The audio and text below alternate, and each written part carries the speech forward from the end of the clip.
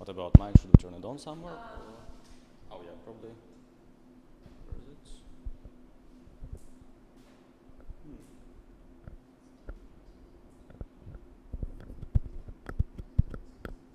Oh, no idea actually. Don't see a turn on button here.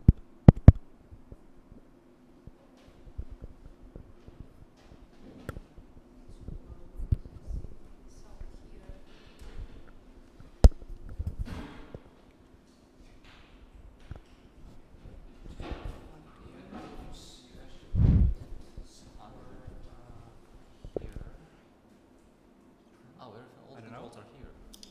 111. Does it work? I don't know, we can try. What about now? Well, no idea.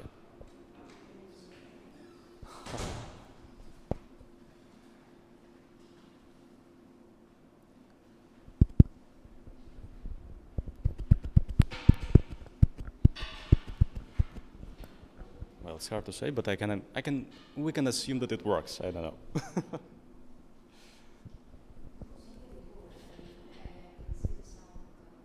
Okay, then we can say it works. What? Ah, okay. Okay. Perfect. Okay, I mean, let's start.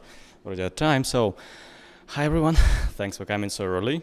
Like, it's been incredibly early for me. I'm like, I don't know, I'll try to wake you up if I can, but we'll see how it goes. So, I'm Dimitri, and I'm here to talk to you about benchmarking. Now I'm actually curious about how many of you actually have something to do with databases. Yep. And how many of you are actually curious about database performance and like, benchmarking stuff, profiling and so on? Okay, I see. I've got my audience. That's really cool. Yeah, one note. So the point is that I know everybody pretty much got like strong opinion about benchmarking and performance. That's why in this talk we'll try to like reduce the scope a little bit. And what we're going to talk about is the following. So usually what happens, and what usually I was doing personally, is that when you would like to evaluate the performance of your database, like when maybe in conjunction with an application or just like, separately within some particular environment, you just pick up some particular workload generation tool, like something that runs TPCC or, I don't know, D, H, E, whatever exists out there. Or maybe if you need to maybe even run your real business application, maybe you even replicate your real business workload, just like, a copy from the production database. And then you start this tool, you run, you get some numbers. You're happy, you report those numbers, maybe in some, in some reports, high up the line, to let other people know what's going on. And then you forget about this, and then, maybe after a week or so, you try to reproduce the benchmark. And you think, oh crap, numbers are quite different, right? So in this situation, it's a very unpleasant situation to be in, unfortunately. And I have to admit, even me personally, every time when I'm trying to evaluate something, every single time I get this situation, literally. It's very embarrassing, but like that's why I have learned this stuff. So usually what happens is that, you figure out maybe there was some misconfiguration, or maybe there was, something that was forgotten, cloud infrastructure was behaving strangely. Anyway, you figure this out, if you like fix your numbers, you repeat it again, you correct your numbers in the report and so on, but now we've got a problem. From now on, from this point on, you do not trust the numbers that you get from the off-the-shelf tooling. So like literally all those numbers, you start to ask yourself, how can I get more confidence in these results, in those reports that I'm getting from those tooling, right? What kind of methods could I use to boost my confidence in this regard? And that is going to be essentially the scope of our talk today. So we will try to investigate what kind of methods and tooling we get especially from statistics, to actually get more confidence about what we're doing when we're evaluating performance, especially for databases. So now, before we start, we have to actually establish the mental model. How are we going to think about this problem? I appreciate that everybody is, of course, thinking differently about this problem, and this is just one of the examples, but I find this particular example convenient to use. So I personally prefer to think about benchmarking and performance evaluation as a problem of evaluating a complex system. So the database in this case is going to be essentially just something that looks like a complex system for us, and we evaluate this system on the space. You know, in mathematics it's called usually a phase space, or in statistics it's going to be a design space. So essentially like a sort of a graph representation of your system, where every single point on this graph represents essentially your system, some state of your system. So on this graph, you, for example, see on the slide, you can see an example of like one of those phase trajectories for Lorentz attractor taken from some interesting scientific paper, and you see that it produces a very interesting form here, which you can project on one of the directions, on one of the dimensions, and you get even something, you know, something that looks quite interesting, like something that looks like, I don't know, maybe even some, I don't know, performance metrics you can get from your database. But if you pull them together, they produce a very nice picture on this 3D place, and that's what I'm talking about. Now the problem is that unfortunately it's not so easy, and when we're talking about databases, they're extremely complicated, right? So there's going to be a huge amount of various dimensions we're talking about. So obviously database parameters, right? Every single parameter you're going to change your, essentially you're going to change your system, your behavior. Obviously we are constrained to a certain degree with hardware resources as well, which means that like amount of available memory or CPU cores and so on, it's also going to be obviously part of our phase space. Now, interestingly enough, the workload itself is also going to be a part of our phase space, because it's pretty much like intuitively you can get it. So if you run, for example, 1 query per minute, you will get pretty much different result when you're going to run like millions of queries per second or something like this. And now, finally, performance results are actually going to be one part of our model as well. It's something that we're actually going to get out of the system. So like, for example, query latencies, throughput, or something like this. Now, what usually happens is that obviously there's a lot of dimensions. So when we benchmark something, we essentially say that we would like to fix almost all of them. We're going to say that they're not interesting for us, for something that we're testing.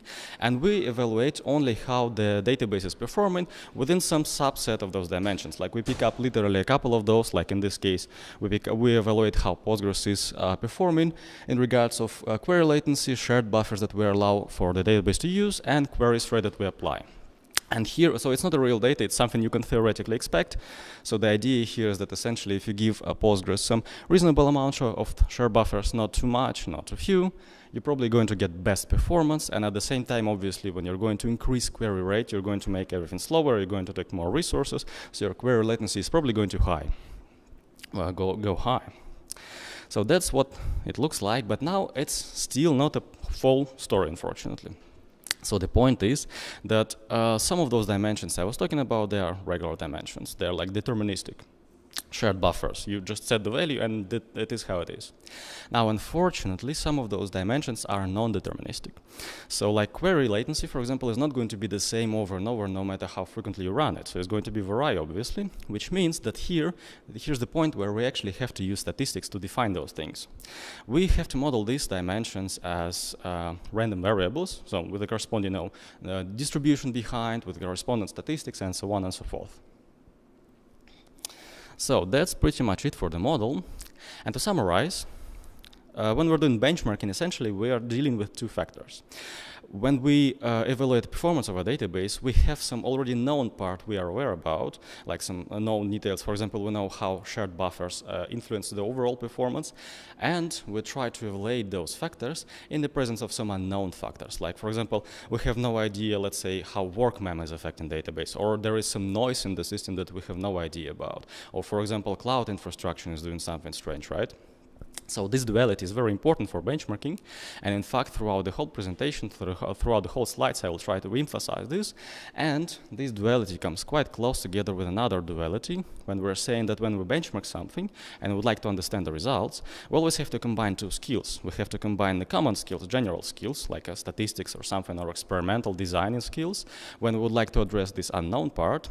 And at the same time, we would like to use some particular domain model knowledge, like for example, Postgres internals knowledge, to get to extend your known part and to reduce your unknown part. So you cannot go without another one, you know. So now, to emphasize this part, we're going to essentially the rest part of this talk, the rest slides are going to be divided into two categories. The first, we're going to talk about some Postgres specifics, and the second about like the common parts, about the unknown things. So let's talk about how to actually not screw up when you benchmark Postgres. Now, how many parameters do you know that you usually have to configure for Postgres database when you like create it and run it? Any ideas? Any clues? Just chat from the lace. I think the latest version was containing about between 300 and 400 parameters or something like this. So like these global unified configurables options. Obviously, not all of them are very important. I don't know, it doesn't really matter how much you're going to configure, how you're going to configure, for example, authentication. But I've put on the slide some, just from top of my head, some relatively important things you have to be looking at when you would like to evaluate the performance. Interestingly enough, there is a paper from the author-tune folks. You probably heard about them. They're trying to apply machine learning algorithms to tune the databases, well, like MySQL, Postgres, and so on. And in their recent paper, they have actually mentioned that the performance when they can get from machine learning algorithms, the biggest chunk of it could be actually acquired by configuring only two knobs. And I have put them at the top of the list, so shared buffers and max wall size. So that's essentially the most important, or like the biggest chunk of the performance win you can get just by configuring those two things. But obviously the rest are still important, workmem, checkpointer, all the flush after parameters, they are sort of important to fine-tune your database. And what usually happens, obviously, if you misconfigure this stuff, you get like maybe some parameters too low or too high. Unfortunately, there's always this sweet spot you have to achieve, and it's hard to find it out, unfortunately. Now, the tricky part is that Postgres relies quite a lot on the operating system, on Linux or whatever you run it. And the problem is that if you would like to really get the best performance, you cannot get away without configuring the operating system as well. So if we're talking about Linux, for example, most of the time when like everything that has to do with file system cache, for example, or I/O, it's obviously something that you have to look at. So like, for example, you cannot get away, you cannot forget like huge pages anymore on the big servers. You have to configure probably dirty amount of like how the file system cache flushing is working and so on. And obviously like I/O scheduler and so on. It's always interesting to experiment with. Now, another important part. Quite frequently it happens that people are essentially ignoring the noise in the system. So they're saying, yeah, it's my real system, like the noise is a part of the system and so on and so forth. I strongly disagree with this point, and I always suggest when you benchmark something, try to reduce the noise as much as possible, obviously because even in the real system you would not like to get your performance vary quite a lot. So where the noise is coming from? Unfortunately, the answer to this question lies quite significantly. It depends on the workload you're using. So, for example, if you're doing some CPU-bounded load, most likely you have to thinking about, for example, pinning of the CPU or NUMA cores. So, like to minimize the context switches and so on. You have to think if you're like really doing this on the bare metal. You have to think about P state or similar alternative for AMD or frequency scaling. So, like power consumption versus power consumption policies. Now, if you go one level higher and you're thinking and you're creating an I/O bounded benchmark, now you probably have to think about different matters. So the different scale of things start to play a role. And for example, you have to think about the file system you're using. So for example, most likely you would like to run your benchmark with already pre-created wall segments, because creation of the files, including wall segments, is actually an annoyingly slow operation just because of this like journaling in the file system and so on and so forth. And obviously, you have to configure your NVMe device. It should not be trimming while you're doing something and so on. And the last part, probably the most nasty one, is about cloud infrastructure. Whether we like it or not, unfortunately, most of the benchmarking that we're doing nowadays is happening on the cloud infrastructure, which means that we have to always think about, keep in mind noisy neighbors, and as much as possible try to isolate our environment.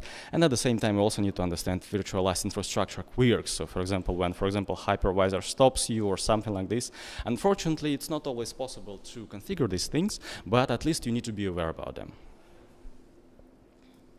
Now, one interesting thing is that people also always forgetting about, especially those folks who used to do performance evaluation for stateless applications before, is that how long should you run benchmark actually?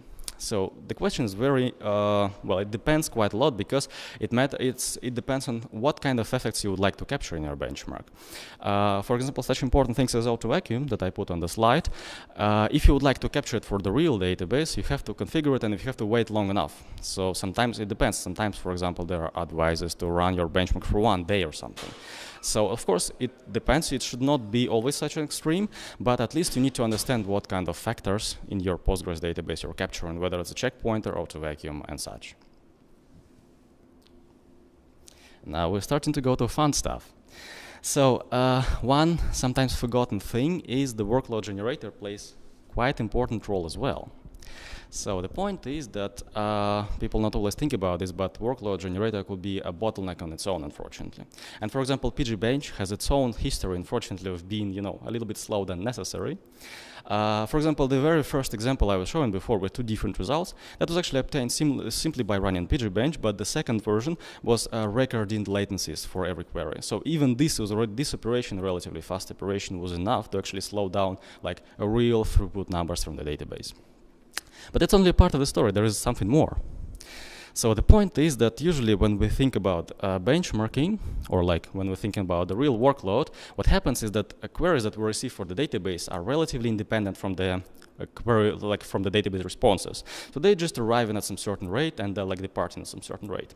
Now in a queuing theory, there is a such thing as open and closed system. Maybe you've heard about this already. And they're quite different in behavior, how they behave. And the real system is usually open system or open-ish system. Now, the thing is that usually when we run some workload generator like pgbench or something similar, we usually simulate in a closed system, unfortunately. Because what happens is that the generator fires a query, it waits for the response, and then fires another one. So what happens is that we have a fixed amount of queries on the fly. And this is essentially by definition a closed system, and the problem is, the difference is that, for example, you will get quite different latencies based on such difference when you run test open or closed systems. The tricky part here is, unfortunately, almost all of the workload generators that I know, they always simulate closed system and do not even allow you to configure this except bench-based. I have seen that they allow you to do a Poisson distribution for queries, so it's essentially going to be an open system. Now we're done with the first part, with the particulars, and now let's go to some unknown details, how to actually use statistics to find some factors you have no idea about. Now the first thing I wanted to mention is that actually the problem is not new, and industry have faced this problem already in many different ways in the last century. So you see, for example, here I reference an article from a student from more than 100 years ago, when essentially what he wrote is that, yeah, like all the benchmarking, of course, experimentation matters as much as you only get some value out of it if you understand the statistical distributions behind it. And essentially this is a paper when for example, famous student t-test was introduced. So you see, the problem is being tackled already for quite a long time. Now, the problem is, well, okay, it's not a problem, I'm going to continue here. So what does it mean? So this is essentially the whole statistics I'm going to show you, well, most of the statistics I'm going to show in the slides. And this is what you usually see when you like read some performance reports or something. So usually people just operate with those terms without thinking about them too much. But what happens is that essentially we're saying, yeah, okay, our values are random variables with certain populations behind them. Those populations have some parameters like, I don't know, mean values, deviations, so on. And then we benchmark, we sample those populations, we acquire some amount of observations. This observation in turn has some statistics like averages, standard deviations, and so on. And based on these numbers, we essentially could get some confidence, assurance for our data. So we could, for example, if we compare 2 different data sets, we could use a t-test to verify how different are they or not. Or we, for example, as the second one, we could build a confidence interval for our data. How confident are we that the real value of this population lies within what we have observed? Now, you don't have to remember, obviously, those formulas. They pretty much exist in any single data processing software you use. So, yeah, you don't have to worry about this. But that's actually probably a part of the problem, because you can easily misuse them. Unfortunately, if you do not really know, or if you apply, for example, them in the context when it's not really suitable, let's say it this way. So, I'm going to explain. Unfortunately, all those methods were actually developed for the situations where people were doing some experimentation in natural science, so like, you know, chemistry, biology, physics, whatever. And usually things are distributed normally there, unfortunately. So there is a significant assumption behind all those tooling I was shown before. So there are two assumptions. One is normality distribution, and another one is what is called independent, identically distributed variables. So essentially it says that there are a lot of small details that contributes to the noise, but they essentially contribute both in an equal way. And on this graph, I'm showing you a probability distribution, this bell curve, the blue one. That's essentially how normal distribution looks like. Now, in computer science, we have a big problem. In computer science, almost everything that we're going to test is not normally distributed, unfortunately. So you see this red line, that's essentially how it looks like normally. And the problem is that it's heavily skewed. So there are quite a huge tails usually, and you see there is a significant skew to the right, and intuitively you can even understand why is it happening. So the thing is that in the queue, in the computer system, everything is a queue essentially. And yeah, you know, there is a baseline you can get, the best case, and then whenever the queue is getting congested or something, that you're getting slowed down. And essentially it means that we can get only slower usually. That's why we have this skew, significant skew, and things could just not be suddenly magically faster. Now, this problem means that for us that unfortunately we could not use, or we are not theoretically allowed to use all those methods, all those tooling I was shown before, which is quite unfortunate. Now probably a little bit a controversial topic, but although you may heard in like, you know, there are a lot of advices or like things that people are saying, yeah, do not use those things for non-normal distributions and so on, there is a trick. I have put a couple of references on the slide so that like I'm not going to pull this controversial topic out of myself. There is some research behind this, but the point is that you can actually try to say I'm not going to use a normality distribution, but I'm like normality assumption, but I'm going to approximate my data with normal distribution.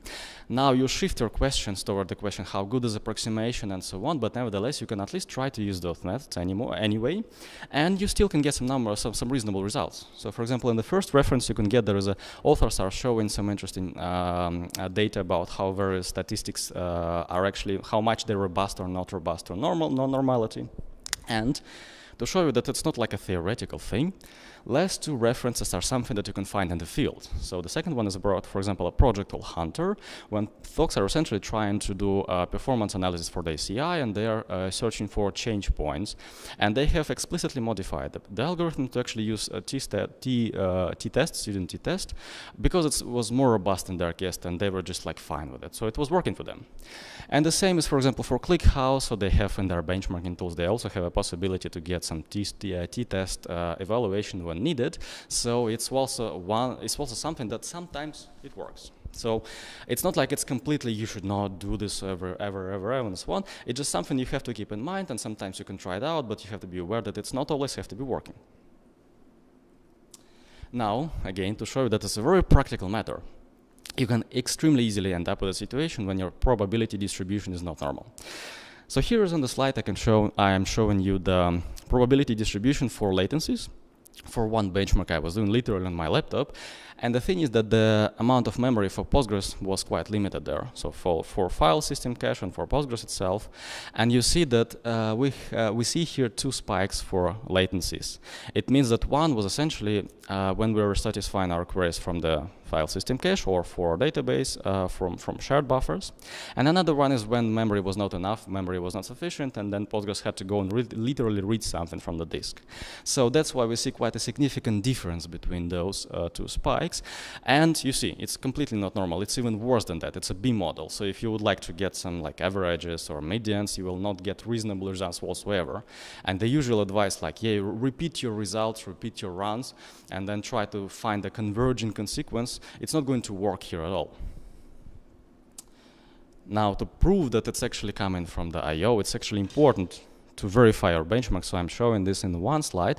There is a difference about like 150 microseconds between those two spikes, and you can, for example, verify it with BPF trace. There is this tool for I/O latencies, and sure enough, when we take those distributions, we see that most of the distributions are actually lying within this window we're looking for. So that's indeed an I/O effect.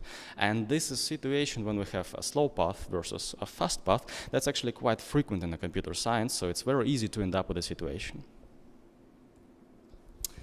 Now, I've told you that you are not allowed to use normal tools. So what should you do when you have this situation, this type of situations?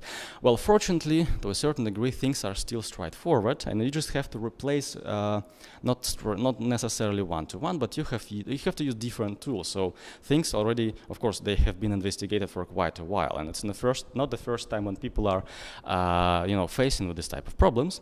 And again, fortunately for us, although they are more complicated than usual, there are things that exist out there, and again, pretty much every single data processing framework, SciPy, or whatever, that you could use to actually do the very same things as I was shown before, but for non-normal distributions. So, for example, you can replace an averages with just a median, because it's a little bit more robust to non-normality.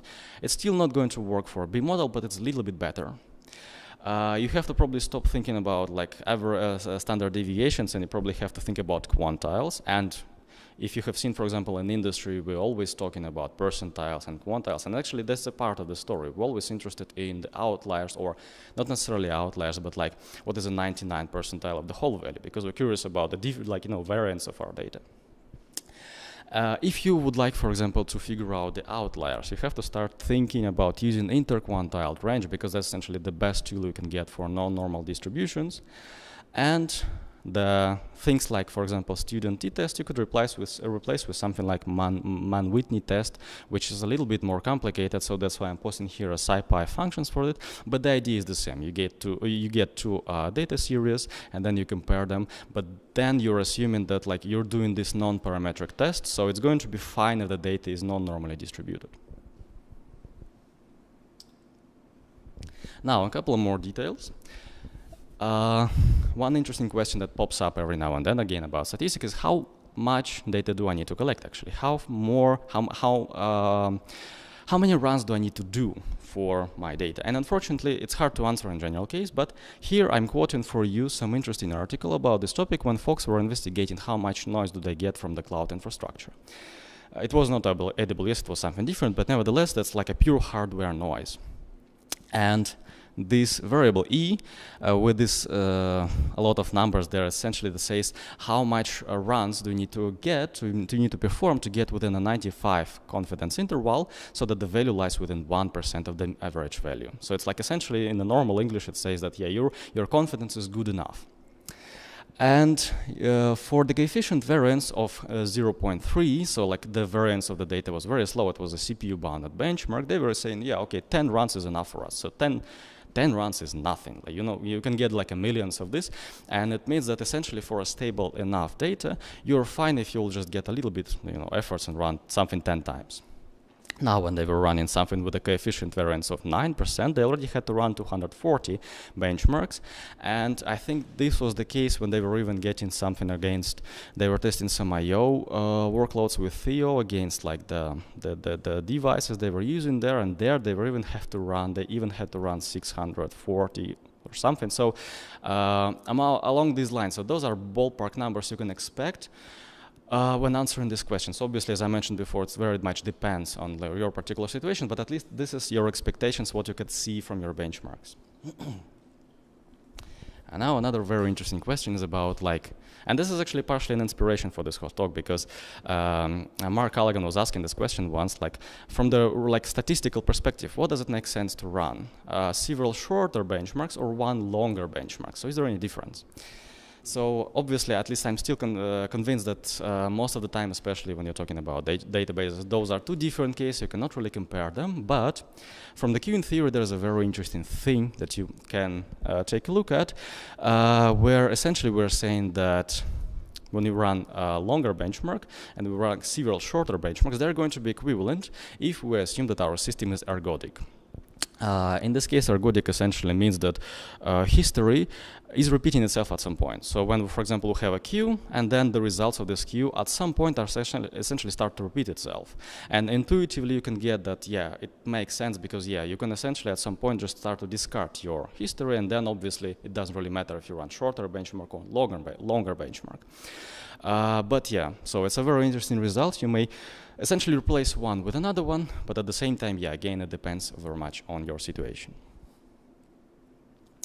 And the last but not least things, I've mentioned a lot of details about how to reduce noise and how to fight with this using against various statistical approaches and so on, but still, sometimes there's just noise you have to live with, unfortunately, or for example, autocorrelations you cannot, you cannot get rid of, and something that you're just not in your control.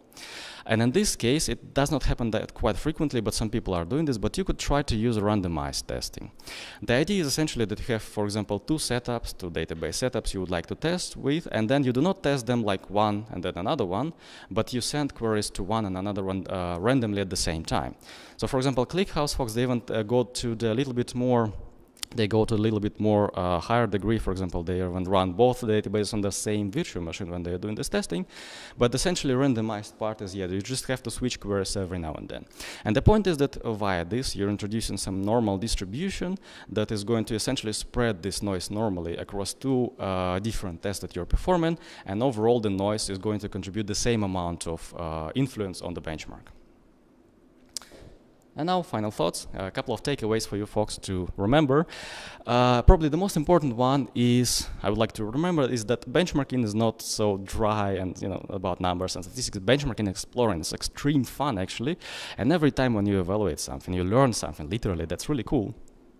And this idea about known versus unknown and common versus particular is actually very important, because you cannot get away doing evaluation, only knowing all the statistics, but without knowing the details of the Postgres, for example. And at the same time, other way around. If you know all the things about the Postgres internals, but have no clue about statistics, it's still no use for you, unfortunately.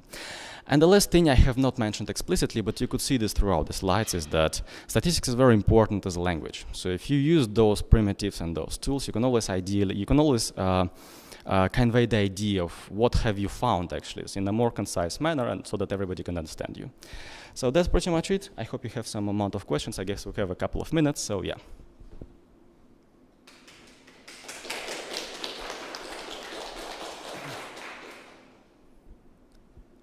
Yeah, any questions?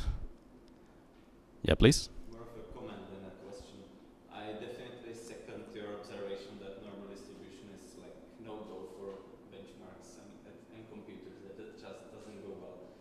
And in my experience, there is a lot of very interesting stuff going on beyond the 99th percentile. So what is usually considered a noise, especially in network-bound benchmarks, is very often the interesting part, which is like you have to look to the long tail, because that's where the interesting things are happening.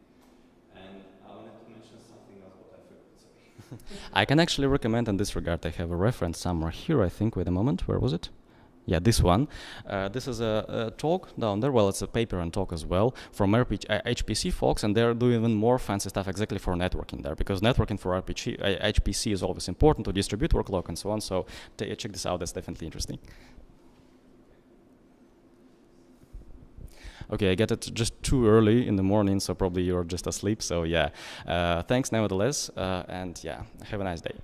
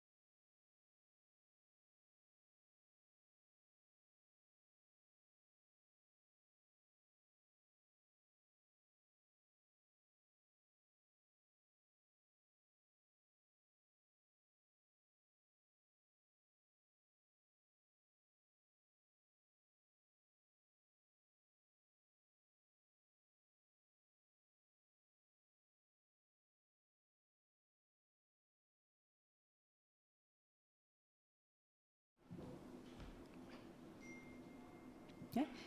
Okay, so hi everyone, and thank you for being here. My name is Merav Dean, and this is my colleague, Gomathi Anandan. And we're going to talk today about Women Leadership Cohort. So before we start, a quick question to the audience. How many of you have been part of or are still part of a cohort? That is like a group of people that support each other to achieve a certain goal. Okay. So I think this talk is going to be very beneficial for most of you.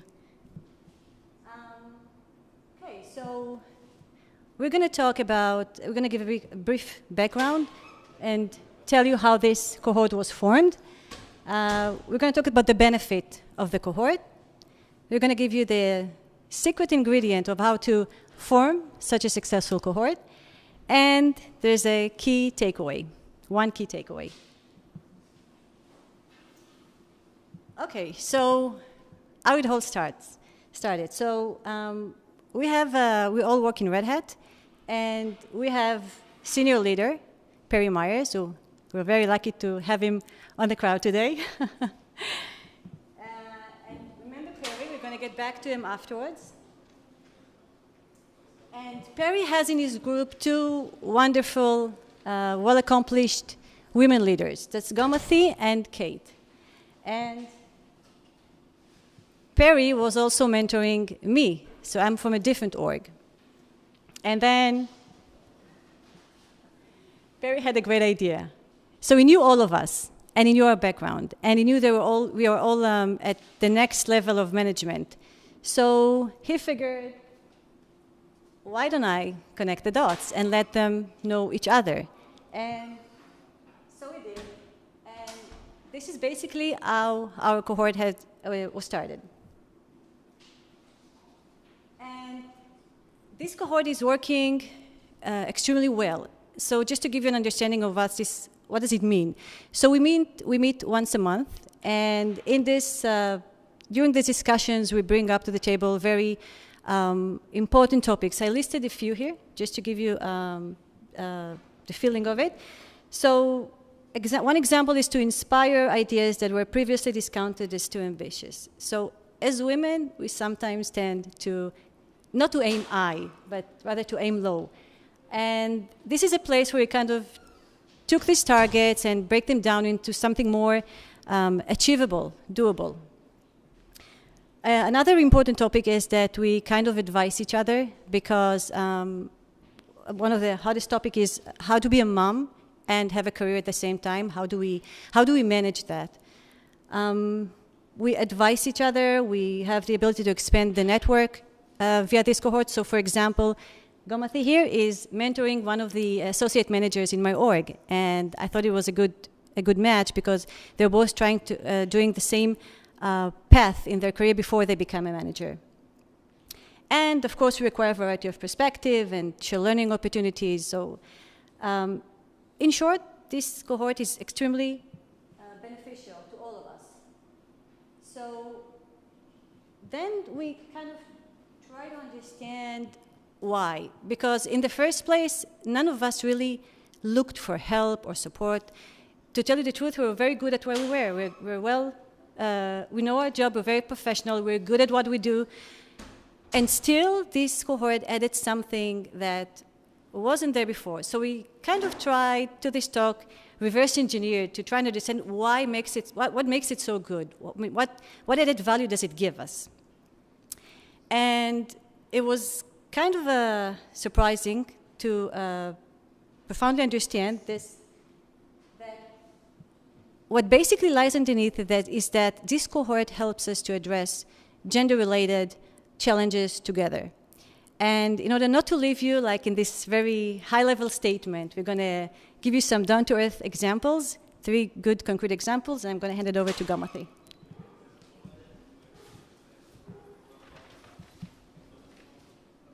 All right, let's go into examples. All right, let me ask you a question first. How many of you here have felt like self-doubt? You think that you do not have the abilities to do the job that you are doing. There you go. Guess what? I'm part of that group as well, and that feeling has a name. It's called imposter syndrome. And it is basically you being insecure of your abilities that make you feel that you don't deserve to be in the role that you are in, even though you have all the qualities to be in the role and perform really well. There was a poll conducted by OnePoll, which basically surveyed 4,000 adults. 2/3 of the adults said, 2/3 of women in that group said that they rarely feel truly confident about their abilities and always had some sort of self-doubt. And the self-doubt most often arose in workplace settings. So, imposter syndrome, workplace settings. It goes very well together. How does this cohort help me address this imposter syndrome? Basically, they provided the support that I need because I was able to trust Kate and Mirav, and it helped me strengthen my self-esteem.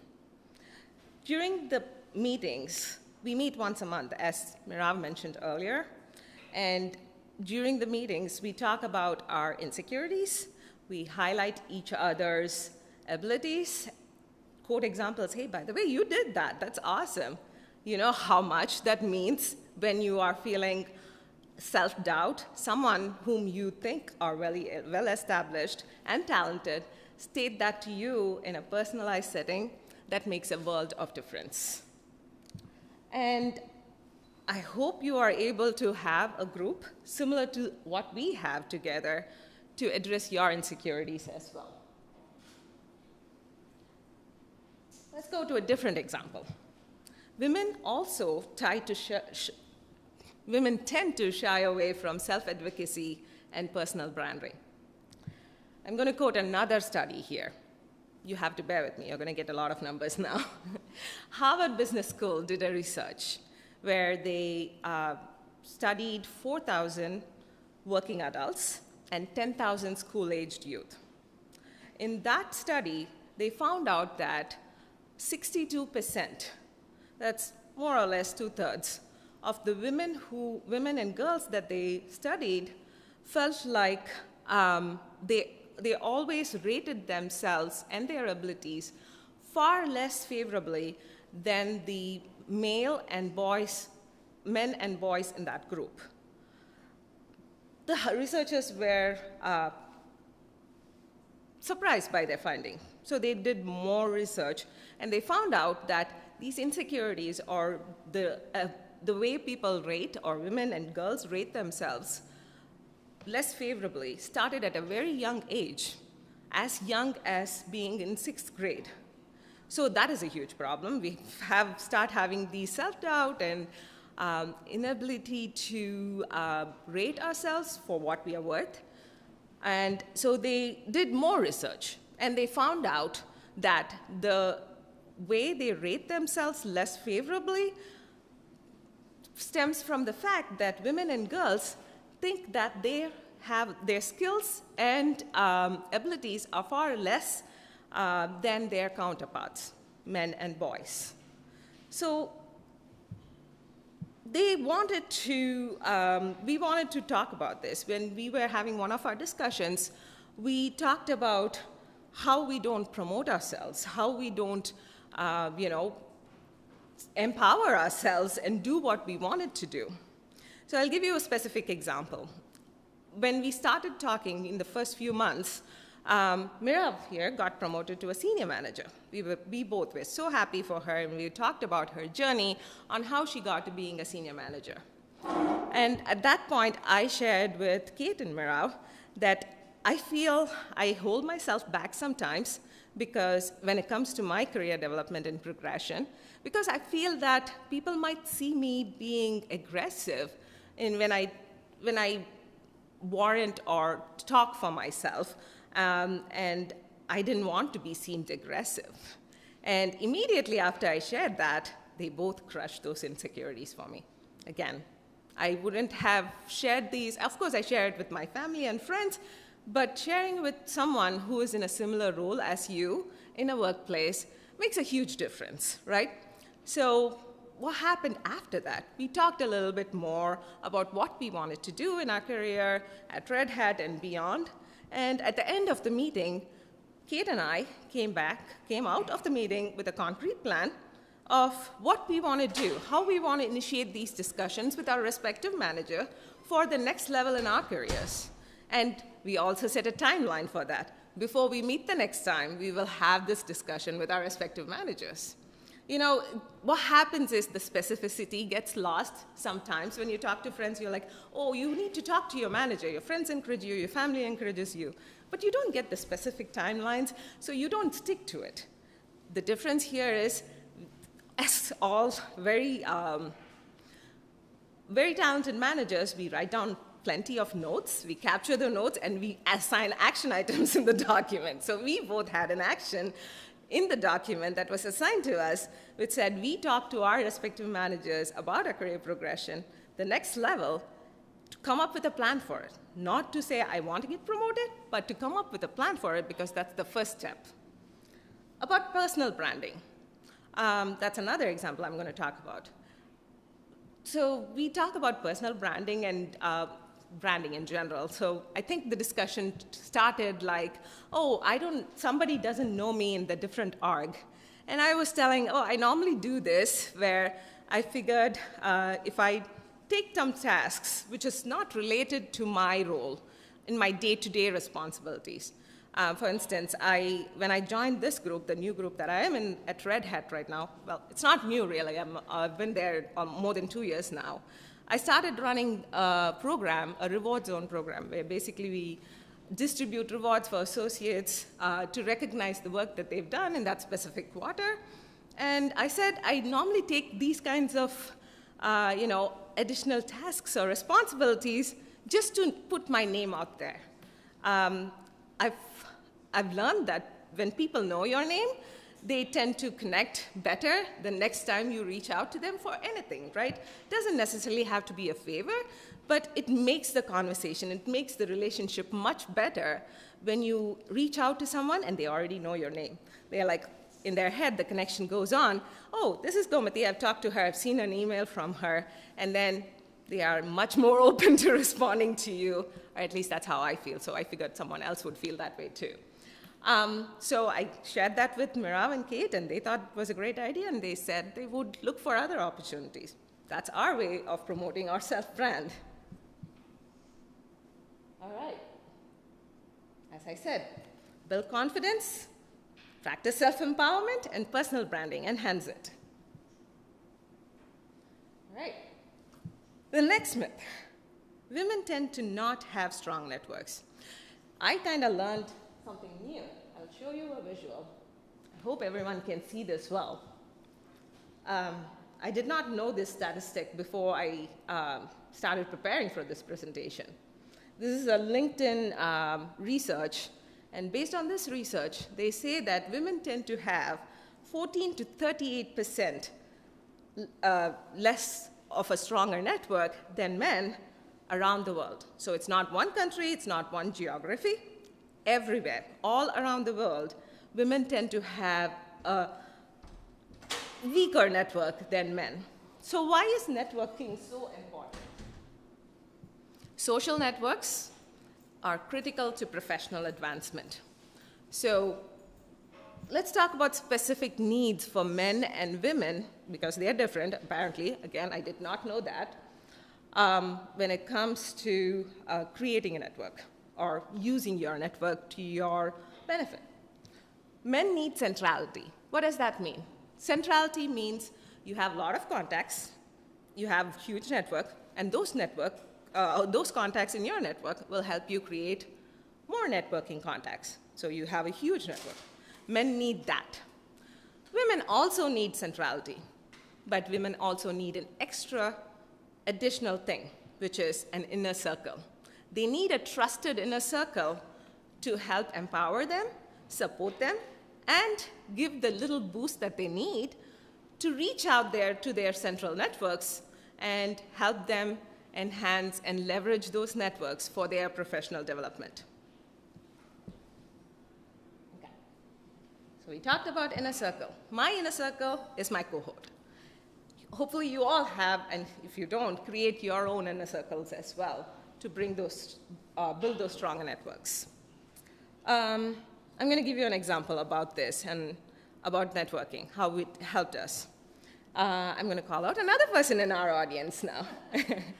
So we were talking in our discussions again, we were talking about our networks and how we know other people within Red Hat in different groups. And I think Mirav had that idea of, oh, we should bring in one of those senior leaders, women leaders, to our group, and so we can raise these questions and get their perspective. And Mirav said, we should bring Karen. I know Karen. She'll be happy to come to talk to us. And Karen did come talk to us, and it was a very, very, very useful session because she happens to be in the crowd. And she answered all our questions, I think confirmed some of our beliefs, helped boost our confidence, did everything that we thought she would, and did a little bit more. And after Karen left, we all got together and said, that was really good. That was really useful. Maybe we should think about someone else. And then Kate said, oh, I know someone else from a different business unit. So I'll reach out to her, and we'll have her on our meeting next time. And we'll get her perspective from a different business unit point of view. Again, we wouldn't have reached out, I personally wouldn't have reached out to Karen to talk to her, raise my questions, share my thoughts, if not for this network. What else? I guess that's about it. Oh, another visual, one of my favorite ones. So yesterday in our social event, I explained this to someone. I was talking to someone whom I never talked to, and he asked me, what is your talk about? I was like, oh, it's about a women leadership cohort. And he's like, I really don't understand. I think in 2023, everybody has equal opportunities. What is that we are talking about here? It seems like too backwards that we are still talking about, women need additional opportunities and so on and so forth. So I told him, the difference is equality and equity. What is equality? Equality is giving equal opportunities, the same opportunities to everyone. That's equality. What's equity? Equity is giving the opportunities that people need, addressing those gaps along with those opportunities, so that whoever is not having the enough opportunity whoever has those gaps are addressed, and eventually everybody is equal. So when there's equal opportunity, everybody has a fair chance at those opportunities as well. I hope those examples were helpful. I'm going to hand it back to Mirav. Thank you, Gamate. Okay, so I hope that at this point you're all convinced that having a cohort is an extremely beneficial thing for you all. And in case some of you are asking yourselves, okay, so let's say I want to start one, what does it take? So we wrote some criteria, but please take it with a grain of salt, because this is based on our own experience. It wasn't tested in lab or being researched or anything. So basically, we think 3 conditions should be met. The first one is that all the members should have some sort of a common ground. That could be a similar place, a position at work that want to go to the next one, similar to what we have. Could be around a specific goal. So for example, a group of people can form a cohort so that they can stand here next year and do a talk, because it's scary as hell to stand here. So that's the first criteria. The second one is that the group has to be small. We think 3 to 5 top, that should be the optimal number, and the reason is twofold. At first, some intimate things are being shared in these discussions. So it's very hard to do it in front of a very large audience, so it needs to be small. And on the other hand, it also gives everyone, each member, sufficient time to talk and express themselves. Last but not least is, of course, the technical stuff. You need to have easy means to communicate. Okay, that'd be easy. Time zone or any other elements of communication. Okay, so almost last slide. The key takeaway that we ask you to take from this talk. Remember Perry from the beginning? So we ask you to kind of be Perry. Be Perry in the sense of do a similar Perry played a crucial role in forming this cohort. So this is kind of a call out to all leaders to try and connect others into similar cohorts, because we believe it's going to be extremely, extremely beneficial to them as it is to us. So that's it. Thank you.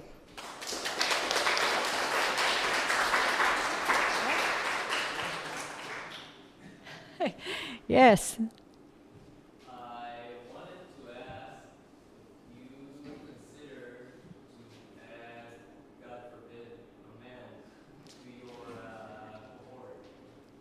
Because that not like is a permanent thing, maybe occasional sessions, that might give you different perspective, and talk about networking, that can like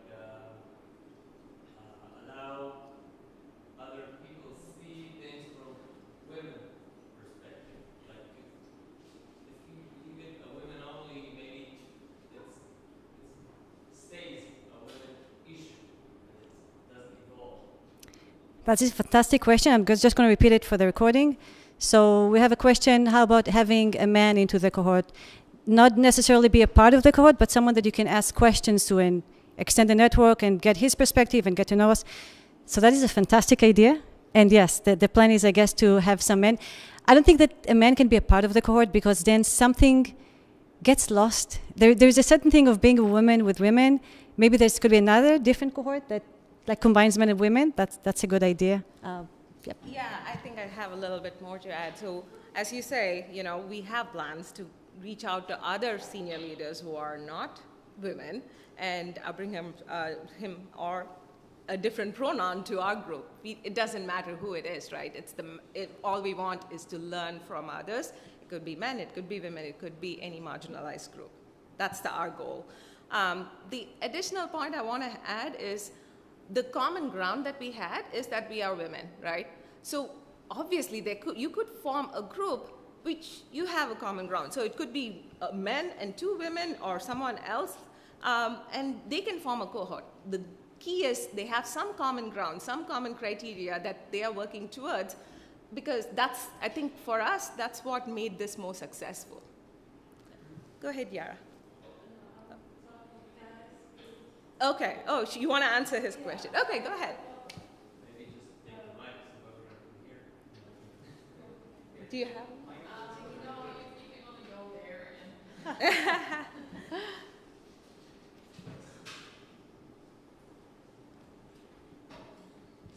Yes, of course. That was awkward. Hi. I don't know. What's up? No, I don't know. You're talking about, you might want to have a men's perspective, right? We work in a very man-dominant field. We always get the men's perspective. So when we find women, it's not like every woman have the same perspective, right? I have my perspective. Gomati has her perspective. When we talk, we're not like, yeah, we totally agree with each other. We're very different. And I do agree that, yes, we can have cohorts with men too. Definitely. We want that. We want that communication. We want that network. But we already have it. We have the men. I mean, I work with, majority of men. We are like few women in our team, and we're trying to build on that, right? We don't need more, I would say. We want that support from a fellow woman in our team, in our workspace, and I totally agree with you, right? I totally agree that it is important, but it's missing the point. It's missing the point to this talk, in my opinion. I appreciate working with these females, and I appreciate working with all the men in my team. And I mean, without the man, Perry, this wouldn't even exist. So the man is already there. So thank you, Perry. And I think that's kind of my sum up to my answer. Thank you, Yara. Thank you. This is really awkward. I hate speaking like this. Go ahead. Oh, I have a couple of... okay. Shouldn't open a discussion here. I don't want to steal the discussion. It's not that I was talking.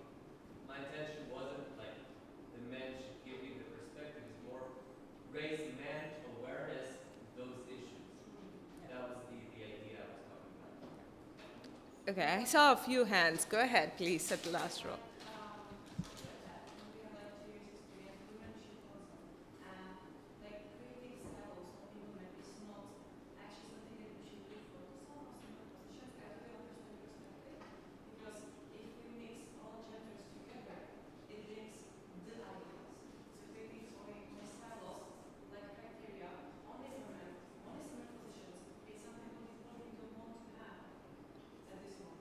All right, so I don't think there's a question. There's just a statement that you made. So I'm going to repeat what she said. Okay.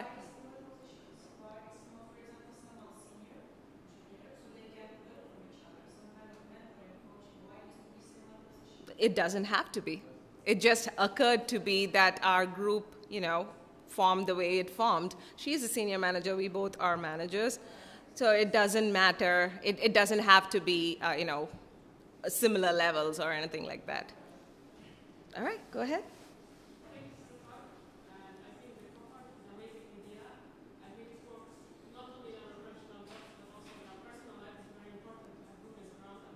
Mm-hmm. The question is, I work as an engineer, and unfortunately, I don't have much women around me.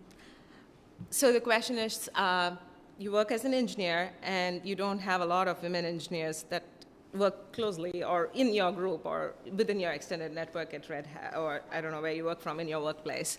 So what do you do in that situation? This is exactly where your leaders play a key role, right? Help you extend your network. I'm going to answer this, and you can add on Mirav after. So I think you reach out to a leader that you look up to in your organization and ask them, help me find other people, other women, other, from their own network of contacts to connect you with them. I'm not saying it will work, because we are all humans after all. After a couple of sessions, it may work, it may not work, but at least you get that contact, right? So you get that introduction with someone whom you don't know that exists in other organizations. I did not know Mira works in a different organization under Karen until I was introduced by Perry to Mirav. So essentially, you need to reach out to one of your leaders in your organization, and I'm sure they will be open to helping you find that contact and form the group that you want to. Yes, something. Please do. So that is a great question, and I can just entirely relate to that. But just mind you, the similar ratio is, I think, in women managers, because there are a few of us, I'm afraid, I know. So I think the best way would be to kind of find some other software engineers, women engineers, and then form yourself together. And I don't know, kind of expand it. Like the ideas that can come out of this cohort could be great. Like how do we go and prepare the next generation? Like, I don't know, even from a university. But yeah, feel free to reach out to us afterwards. Go ahead, Ed. So I'm actually thinking this is something I might want for myself, not with the gender angle, but just generally seems like, I would describe it as a group of friends who hold each other accountable, probably, and also show some discipline in showing up and making this happen. So I'm kind of curious from the social perspective, did Perry make a really, have a very good view that the three of you would get along, or are you working through differences in how the three of you deal with the communication? Like, just trying to understand how friendly this is and how it is to work through that. Okay, so your initial question. Your initial question was like, did Perry know whether we had common, way of approaching things, like we have common things that would help us form a group better? And then there was a subsequent question of how are things in terms of, do we have differences of opinion, or do we get along well? Is that correct? Yes. Okay, so I don't know if Perry knew or not. All Perry knew was we were all getting new managers under us. So we were going to be new manager of managers. So he said, oh, you guys can learn from each other, and so I'm going to connect you. And he did an email introduction to us. That's how, that was the key, right? The common ground was we were all going to be new manager of managers. So that was the common ground. To answer your subsequent question, which now it's completely blank, yeah, we do have different opinions, but it is not like we get into arguments during our cohorts. We raise our opinions and we say, oh, I feel differently about this. And I consider Mirav as my friend now, more than my coworker. She's my friend now. And same with Kate. So I think we get along really well. Okay, you want to add anything else? No, I think you summarized it pretty well. All right.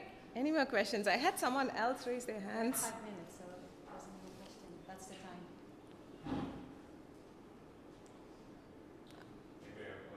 Okay. Thank you for the presentation. Really, I think I realize that I might be a woman actually, but I'm not making fun of it. I mean, there are many commonalities, so I feel sometimes it's the same way. But anyway, I like the statistics. I'm curious, what is the strong network? Actually, that was one of the slides. Uh-huh. Like strong networks. Strong network. So you can define it as something, depending on the size of the network. Oh, actually, let me reiterate the question first. So you would like to know or understand what a strong network means, right? So a strong network is something that you have. You can count it as number of people, but in my opinion, I think it's how effective the people that you have in your network. So for instance, you need something, you need an opportunity, or need to get a career advice, or you need to get some information that you don't know yourself. These are the people that you have around you whom you can reach out to and potentially get the information you need. So it's like multiple sources of information who has different perspectives. So if I have to define a strong network, it has to be diverse. It has to be something that is easily reachable. And you are gaining and also providing information to your network. In other words, you are giving as well as receiving benefits from the network. So maybe Yes, please. So I think a strong network would be a bit different, because I think it was referred to men in that context. I think men are more bold in reaching out and extending the network and going high, far more than women. So this is something that we should improve. Did that answer your question? Better. Okay. Any other questions? All right, so feel free to reach out to us if you want to discuss about this. If you disagree with us, we definitely want to hear about that as well, because that's how we learn and we grow. Thank you for listening to us and giving us the opportunity to talk. Yeah. Big thank you for our leaders who came here to support us, and the friends and everyone. Yeah, thanks.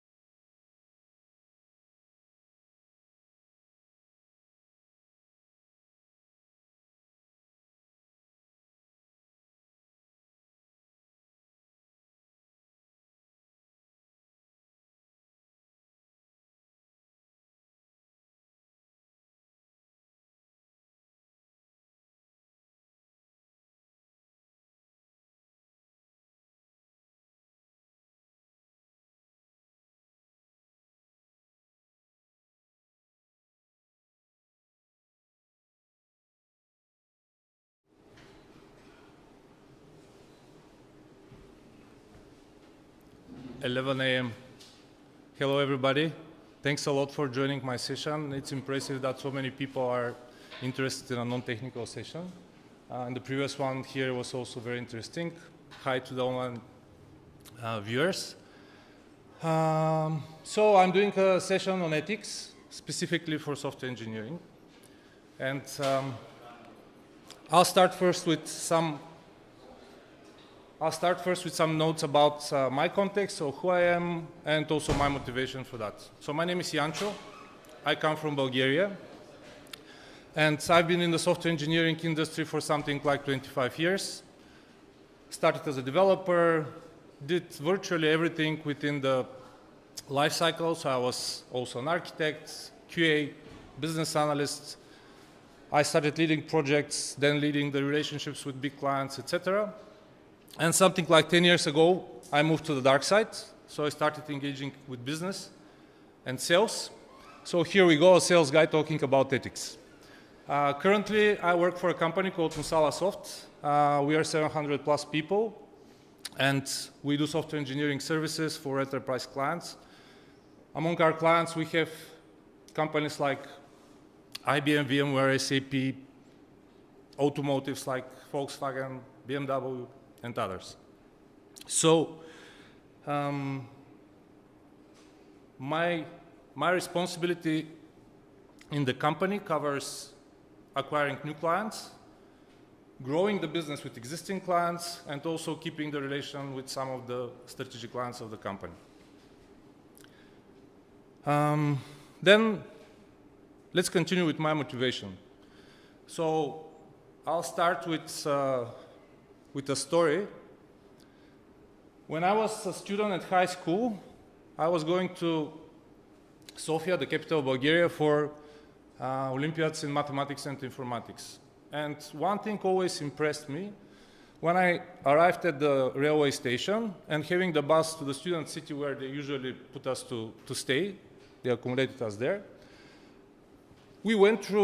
I saw through the bus so many buildings that were either for governmental institutions or governmental or other, because back then there was no private companies, so governmental companies that deal with stuff starting with geo, like geology, geochemistry, geophysics, geo this, geo that. And I always wondered, why is this so prevalent? I mean, to me it was like, it was not understandable why so many things, why that attention to those things. And then it took me something like, I don't know, 10 years. And at some point, I had this breakthrough in my mind that actually, whatever you see around you, it comes from Earth. There is any chance that anything that you see that a man made actually was not created through some extraction of materials or something that was achieved through agriculture or anything.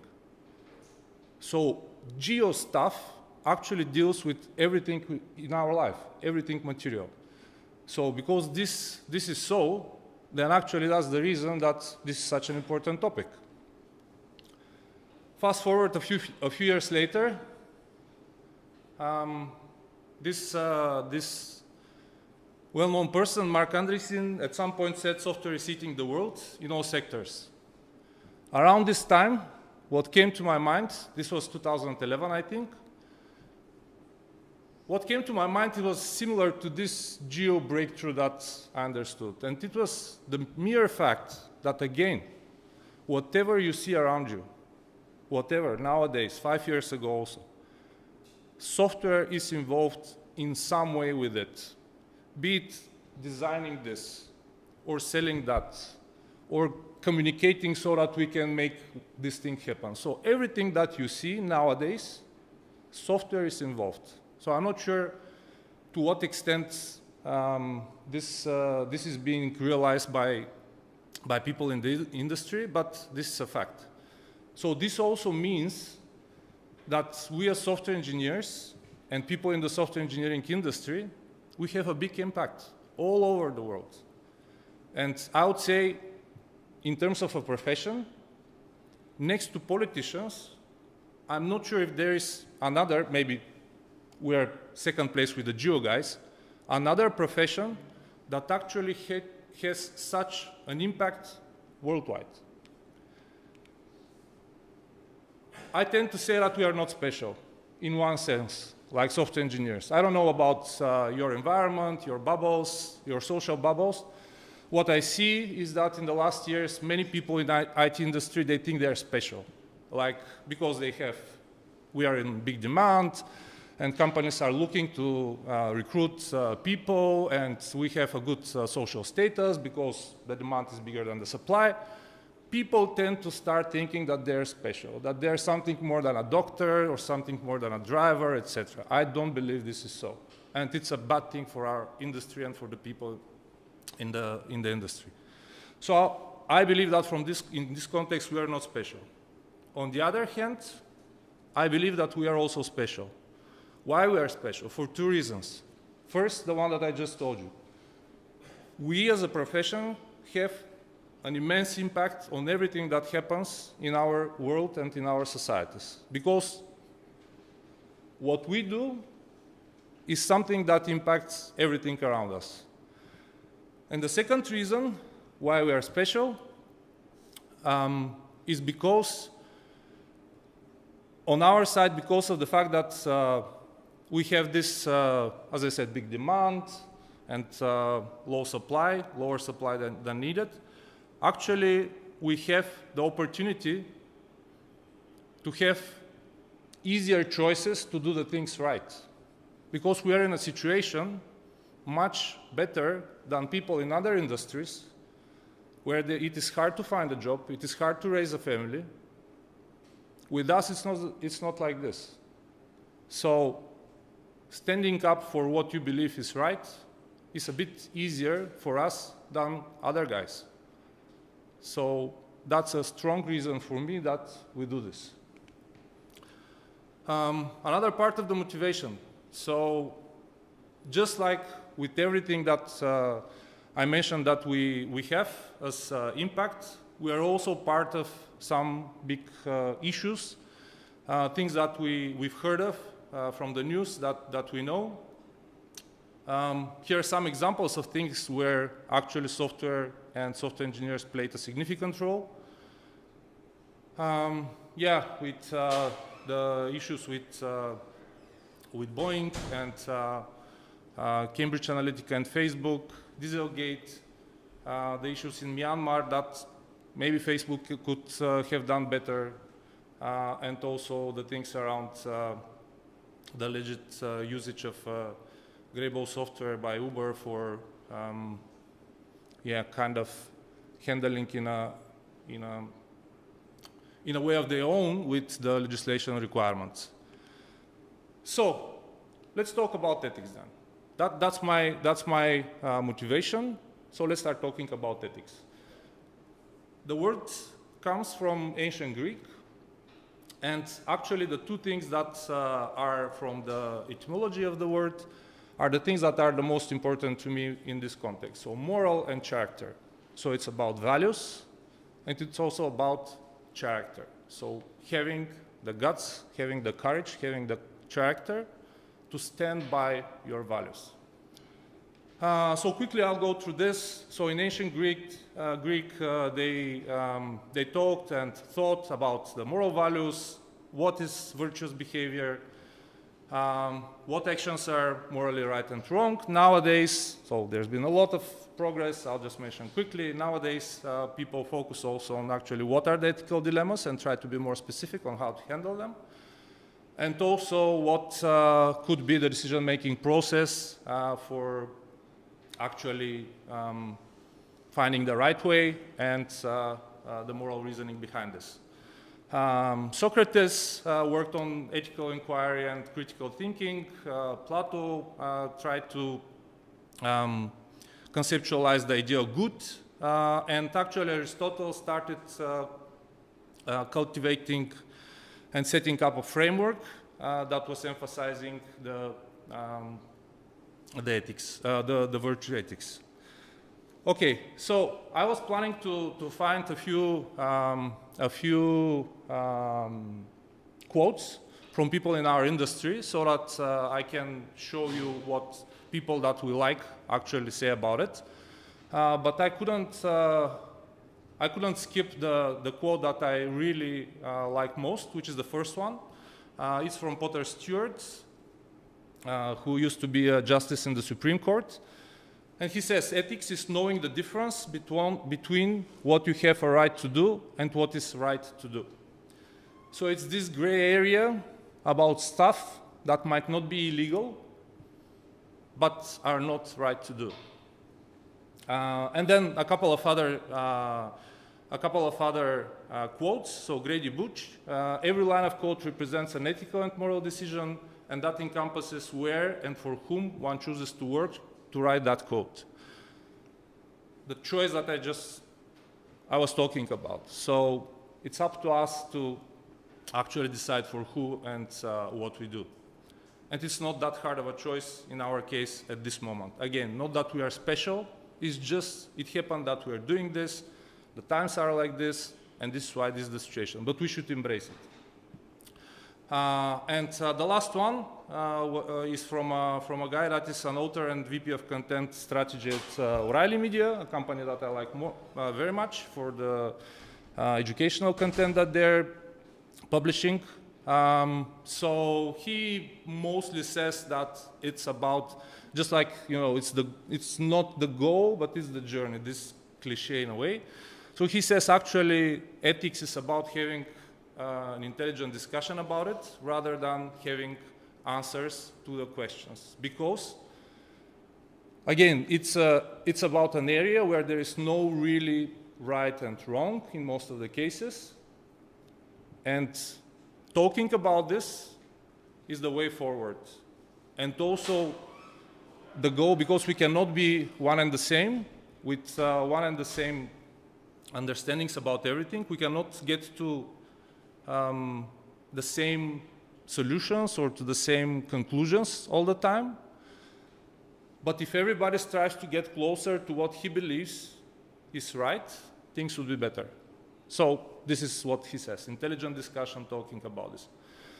So let's take a look at what type of dilemmas and hard decisions and hard choices people in our industry need to take usually. As I said, we're different. And also we have different perspectives. So something in my eyes and something in your eyes and something in your eyes is different. Just a few images as I'm speaking about the perspective. So this doesn't look morally good or ethical, but it's just a perspective. So those two are one and the same pictures, at one and the same moment, photos from different perspectives, just like we have different perspective on things. Another one that really well shows this, how different people can see different things. And the last one, when it doesn't really make sense to argue about stuff which can be interpreted in different ways based on your perspective.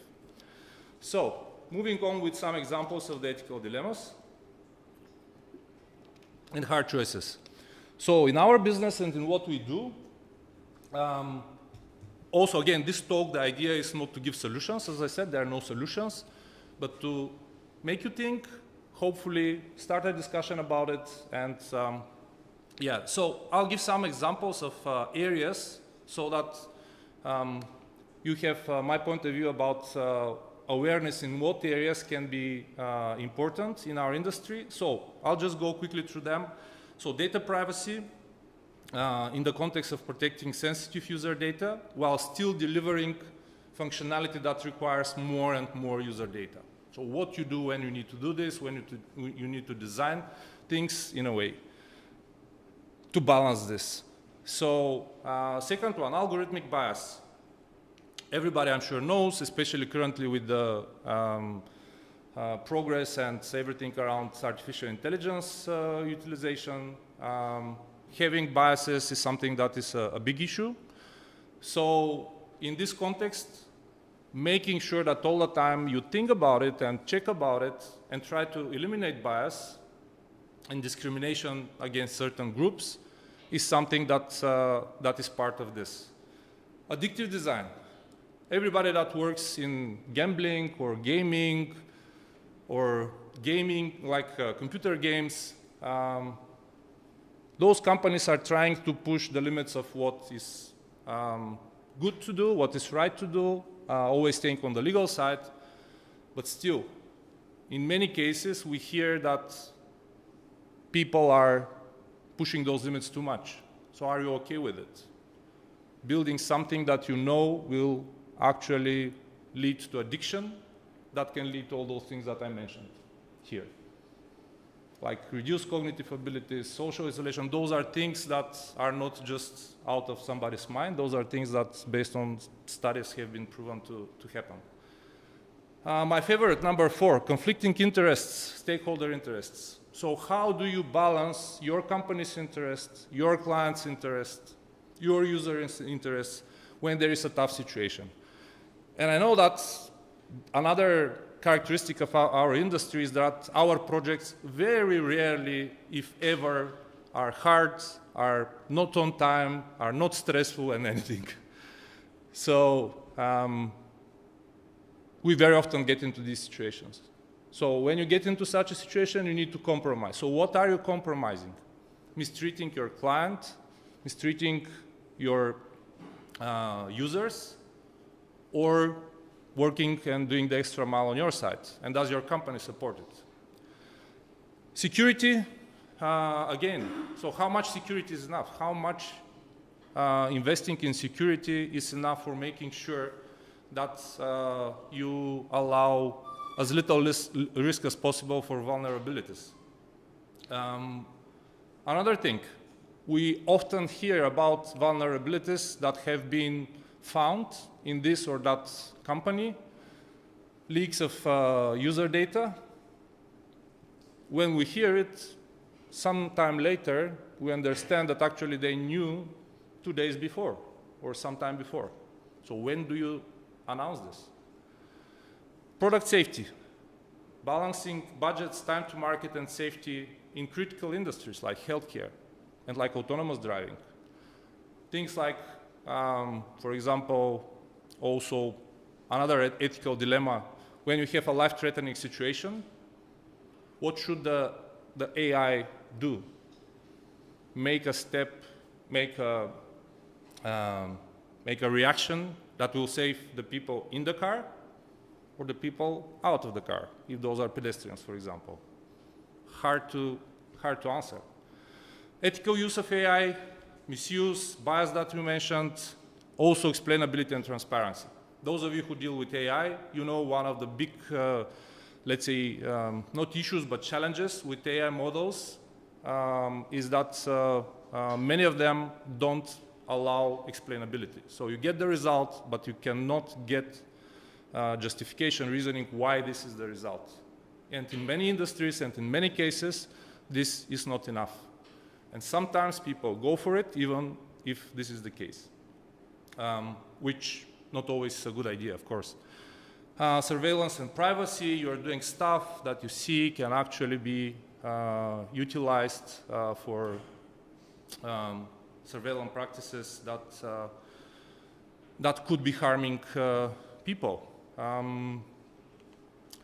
So all those things actually, or most of those things relate to the products that we built.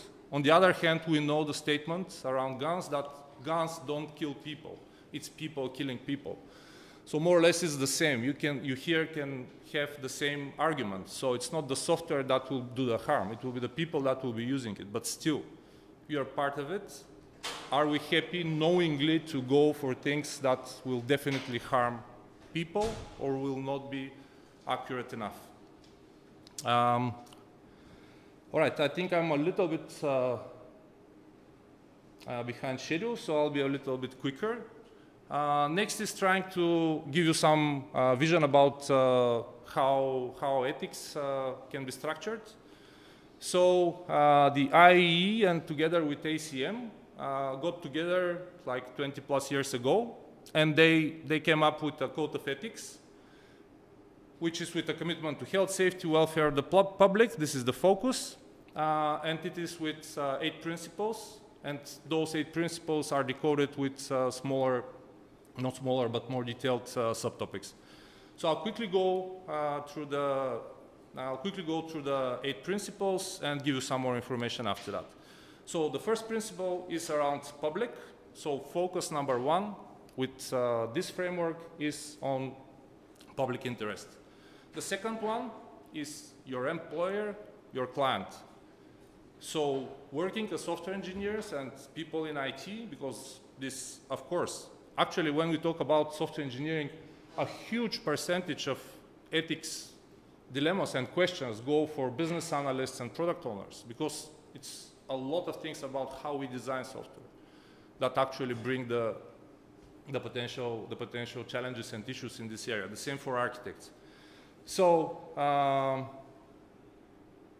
the third one is about product. So meet the highest professional standards in the context mostly about security, privacy, and everything.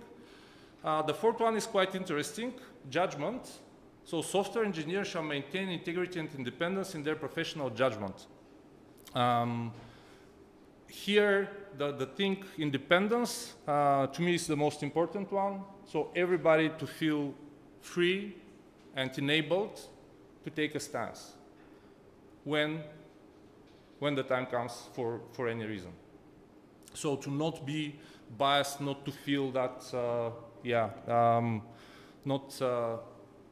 not speaking up, for example, or speaking up would be an issue with your job and your family or whatever.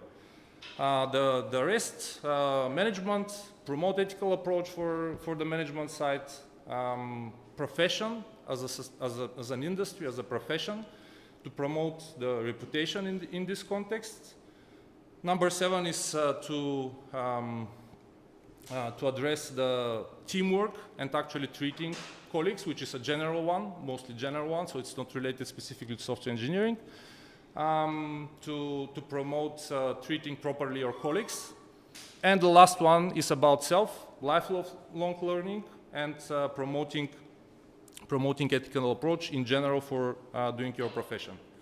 Another thing that can be used to see how people structure this is to look at how companies that are having internal policies about this are doing it.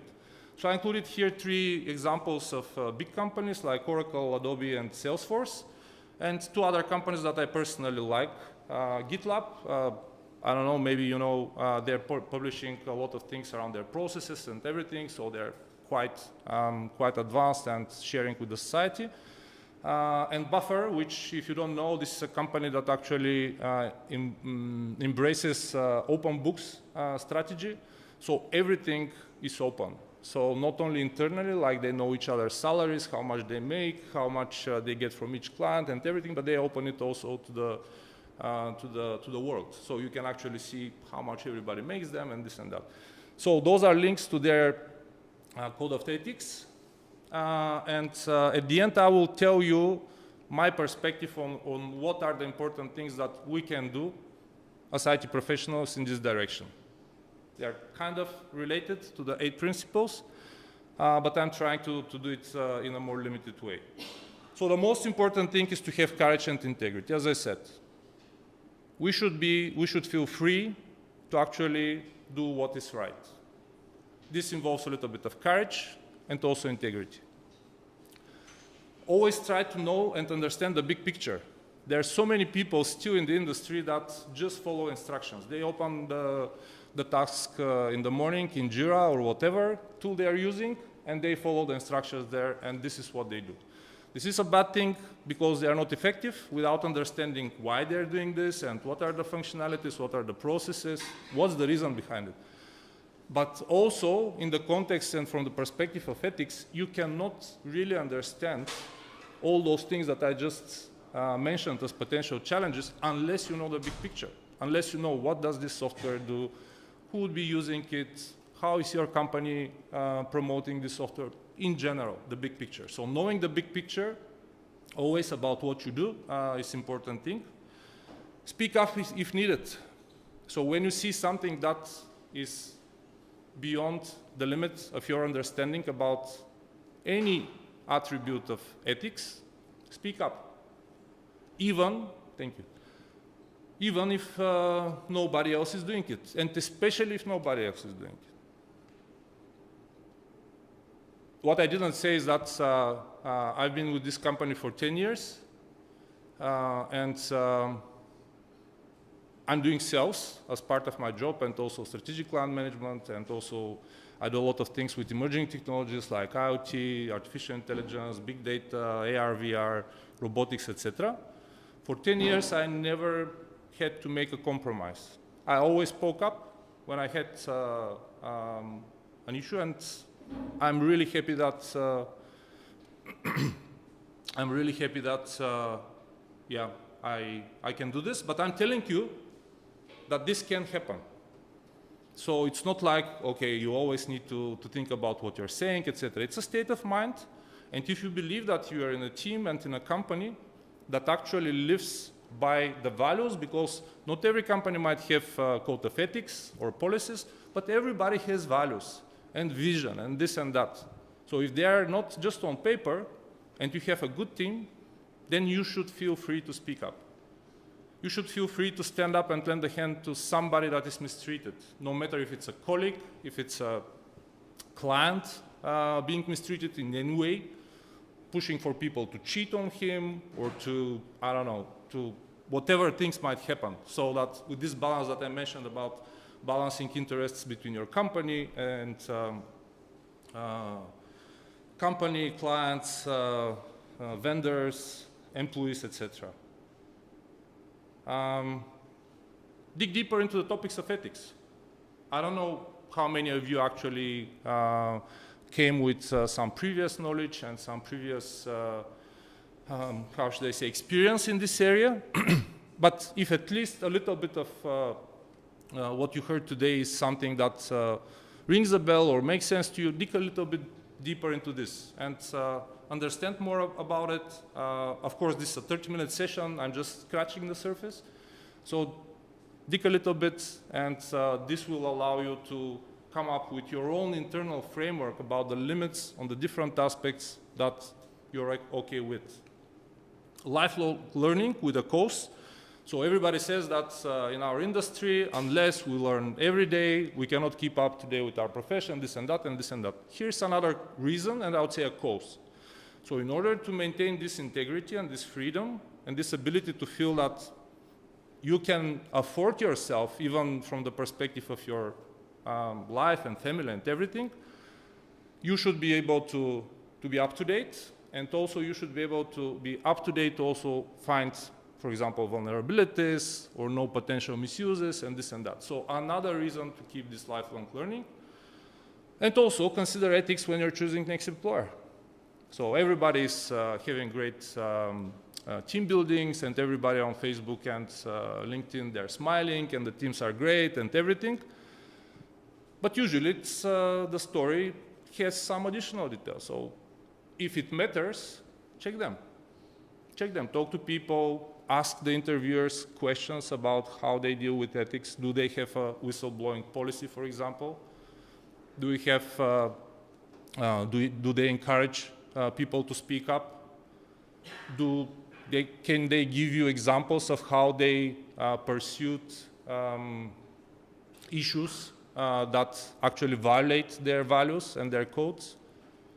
Get into some specifics and you'll understand, even if you can't find somebody that can tell you. What can you do within your company?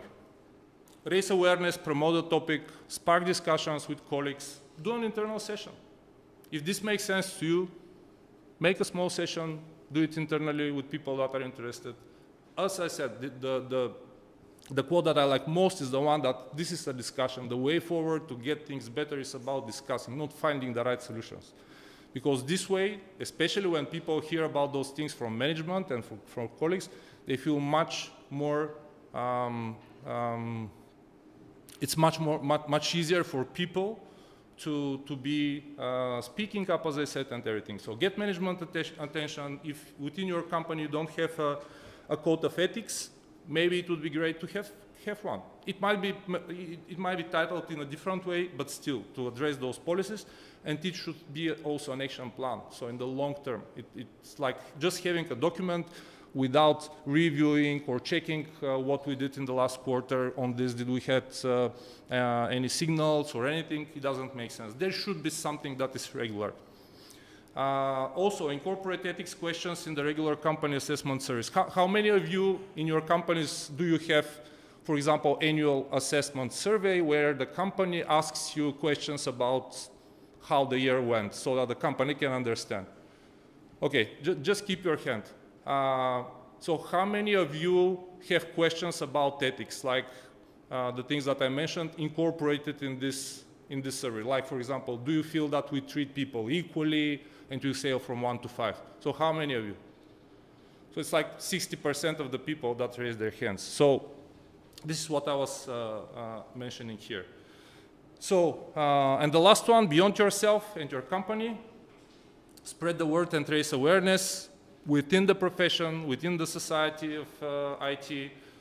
Do a meetup session or a conference session, just like I'm doing, about a topic, share experience, and also engage with ethics-related initiatives in the IT community. So wrapping up and bungee jumping. The most important thing to me, as I said in the first point of my list, is integrity. So doing the right thing, even if nobody is watching, and even more importantly, even when it hurts. So the tough decisions on doing the right thing usually would hurt, but as I said, we're in a position where it hurts much less than other people that are doing it in their industries. So if you believe that something is going in a wrong way, speak up, take action. And the last thing is a story about something that works for me. So we are human beings, we have our weaknesses, and in my life, I also struggle with making the right decision or making the right thing when the situation is tough. So I have my principles, my virtues, the things that I believe in. I try to live my life following them. But of course, when the tough time comes, you are tempted to do the easy thing, to back off, or to do the wrong thing. So I will give you how I'm getting better and it's actually doing the right thing. So the principles that I have, I think about them in advance. So I know that in those situations, the right thing to do is this, for example. So it's like, and at some point it came to my mind that it's like bungee jumping. So nobody goes to do a bungee jump saying, I'll go, and when I'm there, I'll decide, I'll see what I'll do. So I'll make a decision. So everybody goes with the understanding that they will do it. And actually, when you're there, you're tempted to back off, and you're tempted to say no. And the thing that works, I believe, the first time at least, or the first 2-3 times, is that you do the step behind them. So you don't think. If you think, when you're there, as I said, we are weak, we are human beings, you'll be tempted to back off, etc. The same goes for ethical and principle things that guide your life, because in the tough situations, you have this temptation and the easy road to do. So this is the same, I'm trying to follow the same principle. So I just recognize the situation. I recognize that this is a situation that I in my life believe I should go this way, and I do it mechanically. So I just, if it's something to say, I say it mechanically, although I'm totally stressed that like it will be a hell when I tell it. I just do it mechanically, and when you do the first step, just like in bungee, there is no way back. So when you do the first step, usually it's no way back. So it's something that works for me, and I wanted to share it with you. So remember, we're special. We have a big impact on the world, and also we are well positioned to make a positive change. So have courage and make the bungee step when you need to. Thank you very much for your attention.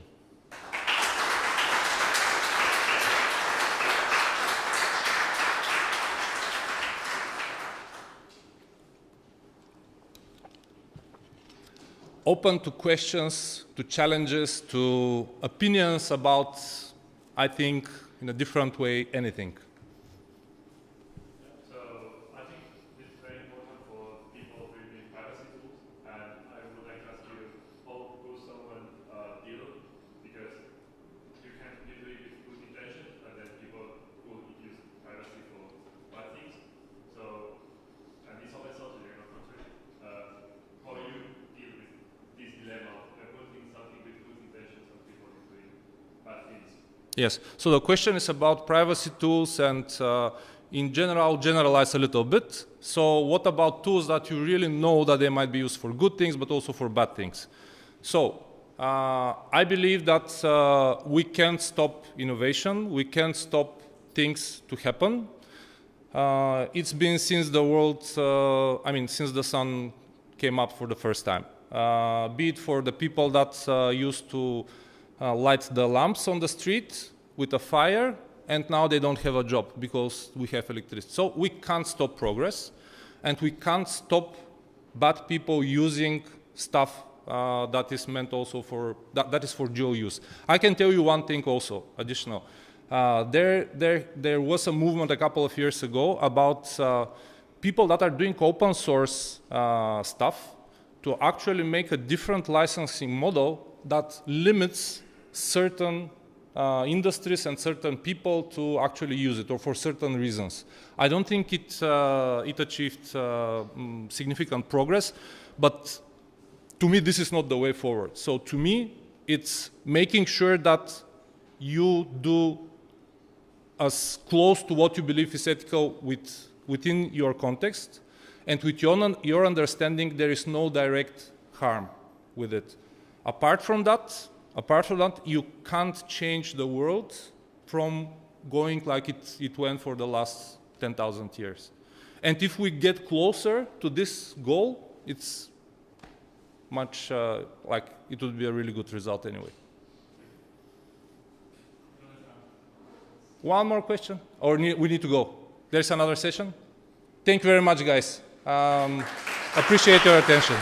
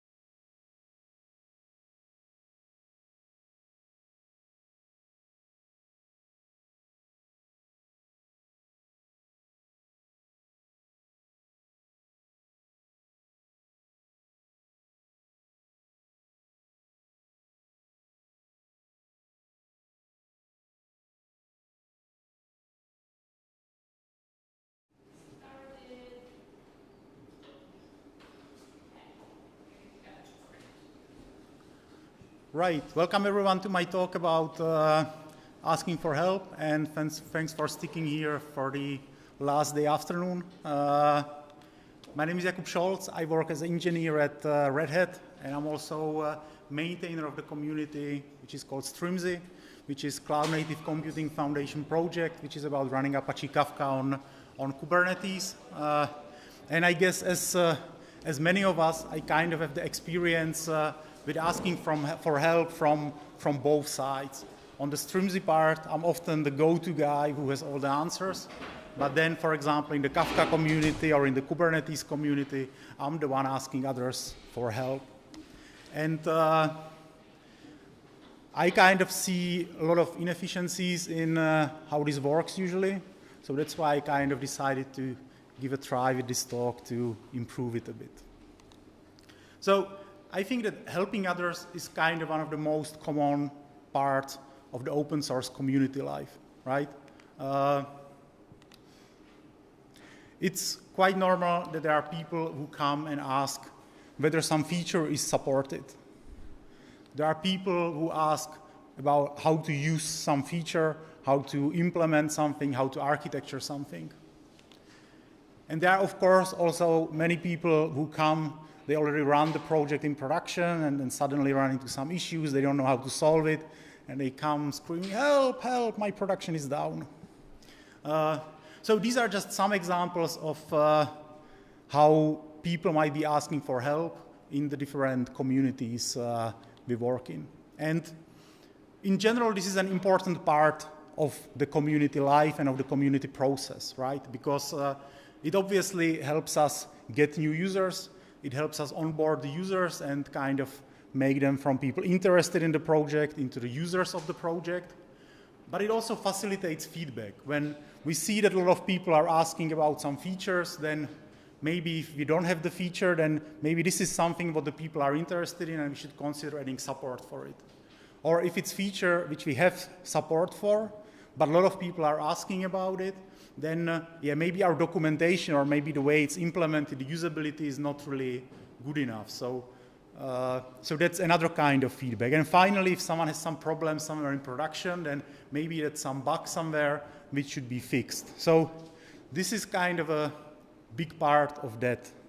And another part is that when people ask about something in some forum, then usually that's kind of saved, that's archived, and it's searchable. So it serves also as a kind of knowledge base and as a material for further learning. So other people might then see the questions, they might read the answers and see, oh, this is something I didn't know about. And this is really something that's not unique to open source communities, because that happens everywhere, right? Colleagues are asking for help, or if you have paid support for some software, then you might be asking some support hotline for help. What makes this a bit unique for open source communities is that a lot of this happens on a voluntary basis, right? Even at Red Hat, when many of us are basically paid to work in the open source communities, there's still a lot of time which we spend there over the weekends or evenings trying to answer some questions, which is not really paid, right? So really a lot of this is for free and voluntary, and this makes it a bit special, and that's why is one of the reasons why I think we should kind of try to make sure that this is as efficient as possible and doesn't consume time which it doesn't need to. So how does this consume the time, or how can this be inefficient? If people ask the questions in the wrong way, then maybe there will be several loops and several iterations where someone has to kind of, okay, you said this, but can you please share the configuration? Can you please share the log, and so on? And all of this takes time. And in between that, people need to kind of switch focus. So maybe they were working on writing some code. Now someone asked the question, so they have to switch the focus, try to answer something, and so on. So that can be quite inefficient, and I believe that improving this and making this as efficient as possible is kind of a win-win situation for both sides. Because if we look at what the users typically want, then yeah, sure, if they ask for some help in any form, they usually want to get the help as quickly as possible. If it's some production issue, then it's maybe super urgent. If they are just asking about some feature, maybe they don't care whether the answer is in 1 hour or in 1 day. But yeah, they usually want to get these answers. But at the same time, they want probably the software, the project to get bug fixes. They also want the project to get some new features, right? Because if you are using some kind of project, some software, or if you are planning to use it, you don't really want to start using something that will not get any bug fixes for the next 6 months because everyone from the community is busy answering questions, right? So it's in their interest that the kind of answering the question and providing the help doesn't consume all the time, but that there is time for other things as well to keep the project alive. And similarly, if you are some kind of committer in the project, then of course you are interested in helping your users, right? One of the reasons why we are doing this is that we want to have users, we want to have usually as many users as possible. So yeah, we want to provide the help. And we want the users in general to be quite happy, so yeah, sure. But at the same time, a lot of the people in the community, the committers, they don't really want to spend all their time just answering some questions, right? Some of them might prefer to write code most of the time. Some of them maybe want to do some testing. Some of them want to write docs or do some other parts of the community work. But not everyone wants to just spend the time answering some questions in some forum. So they also want this process to be as efficient as possible. So that's a win-win for everyone. Now, how can you improve it? And I believe that the right way or easiest way how to improve it is by asking the questions in the right way.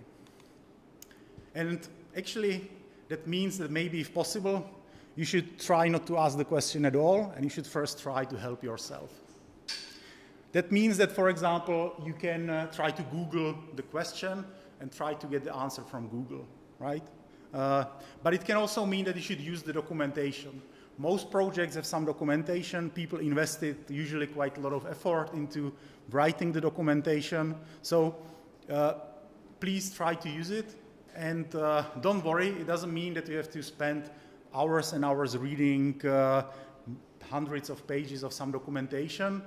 Most projects have this kind of single-page version of the documentation, so you can just open it, press the magical Control F button, and then try to search in it, right? And maybe you find the answer, maybe you don't, but you at least tried.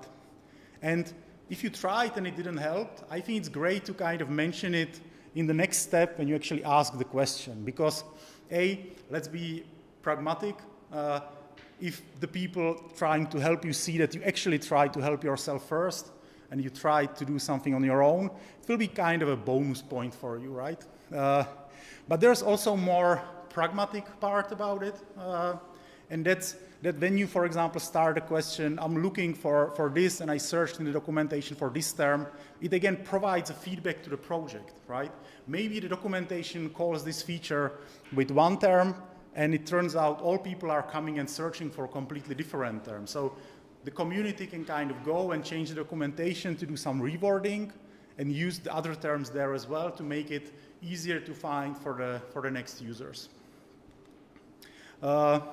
It wouldn't be a 2023 talk without mentioning ChatGPT, right?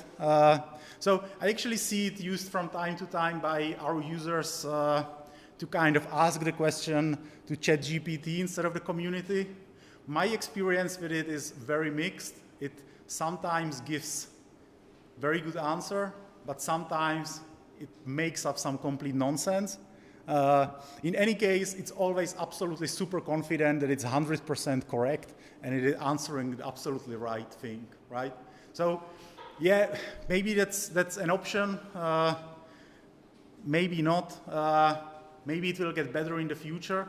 One thing which this definitely doesn't do is that the community doesn't really know what you were asking to the ChatGPT. So all this kind of feedback loop, knowing what features are people interested in, what problems they are running in, that's kind of lost because it will be only ChatGPT who will know about these things and the community will not see it in some Slack channel.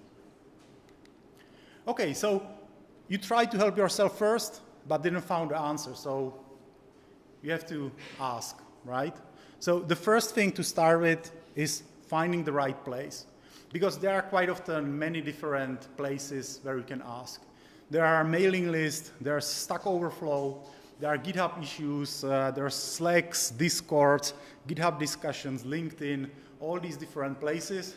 Some people try to ask for help even with DMs on Twitter, for example. But there's always many options. And you should try to find the right place. And that can depend on several different things. First of all is, what is the community actually using? And it's quite common that in the README file, in the GitHub repo, for example, most communities kind of have some section which is like ask for help or discussions and mailing lists and so on. So you can kind of find that and check the information there, which is about whether they are using Slack or something else, whether they are using some mailing list. And all these things are often there. You should also think a bit about what type of question you are asking and how suited it is to the place where you are going to ask it. So, for example, Stack Overflow is a great place. Who from us didn't use it for at least something, right? But it's kind of well suited for specific kinds of questions. If you, for example, want to ask whether some feature is supported or for something fairly simple with fairly clear answers, it works well. But if you have a production problem where kind of analyzing it and debugging it ends up in a huge chain of questions, answers, logs being shared, it doesn't really work that well because the lengths of the post are very limited. You can't really attach easily logs to it, and it doesn't have really that well integrated kind of the flow for the questions and answers. So for that, Stack Overflow might not be the best option. Maybe some GitHub discussion where you can easily attach things, or some Slack might be much better option. And obviously, a little bit it also depends on your preferences. Some people simply prefer to send the email and then read the answers next day. Some people prefer more real-time communication, and then they would, for example, go for Slack, where they can kind of get questions and answers in a more conversation style. Something to think about is also whether you really want to ask the same question on 5 different places. There are people who go and ask the same question on Stack Overflow, Slack, GitHub issues, GitHub discussions, mailing list, and all of that within 2 minutes, right? What is the expectation from the people in the community to handle this? Do you really expect them to kind of prepare the answer and copy-paste it into all these different places? Or do you expect that kind of someone will reply here, someone will reply there, and you get kind of like a second opinion, like with some doctor? Or will they reply just in one place and all the other places will remain unanswered, but probably searched by the indexed by the search engines and then popping up in the search queries? So yeah, really think about whether this is the right approach and whether it isn't better to ask in one place and then give it some time for the answers before asking somewhere else. And it's also important to ask in the right community. Like, I have here some friends from the Debezium community, and a lot of Debezium users use Debezium with the Strimzi project, which I'm working on. And in our community, we get a lot of questions about the Debezium project, and we don't know really how to answer them, and there's not really many people who know how to answer it in our community, because it's not really our software, it's more this other project. So by finding the right project, you can also save people's time, because you ask it in the right place, and also it much improves the chances that you get the answer, because if you ask in the place where the people have the answers for your question, then you can actually get the answer, right? Of course, sometimes it's quite hard to kind of know the boundary, know which project you are actually asking about, so it's not possible to do this always perfectly, but you should at least try. Another thing is that you should share as much as possible. You should share what versions are you using, you should share the configurations, you should share the logs, you should share the steps, how to reproduce it, you should share what you actually expect it to happen, you should share how the environment looks like, and all these things right away. I have 2 examples of questions which I see very often in our community, and you might not understand the details if you don't know Apache Kafka, but they hopefully give kind of the idea of the wrong type of question. So this one is, my Kafka producer fails with following error. Not authorized to produce messages to topic, my topic. Anyone has idea what the problem might be? And I have the idea right away, right? The problem is that the producer is not authorized to produce messages to topic, my topic. And if you look at the questions like this, then that's pretty much the only answer you can give to it. Now, typically this represents some bigger issue. The person asking this might not know how to use the authorization, might not know kind of the right way how to use the authorization. They may have misconfigured something, or there might be some bug, right?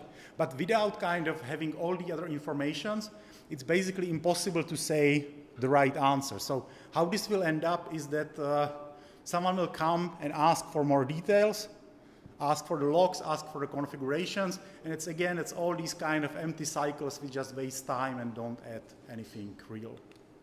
Here is a similar question. My Kafka consumer is not receiving any messages, and this is what I see in my logs, and then single randomly picked line which the person thinks is actually the problem, right? And you might know Kafka, but I know Kafka, and trust me, this is not the problem. This is just a regular info message. So when you are asking questions like this, you obviously don't know the answer, so you should not assume that you know exactly which line from the log will lead to the answer, right? So sharing the full log, sharing the configuration, again, can be super helpful to actually find out what the issue is. And this is, again, another question which I see very often, but which will basically just follow up with some interrogation about sharing more information and more details.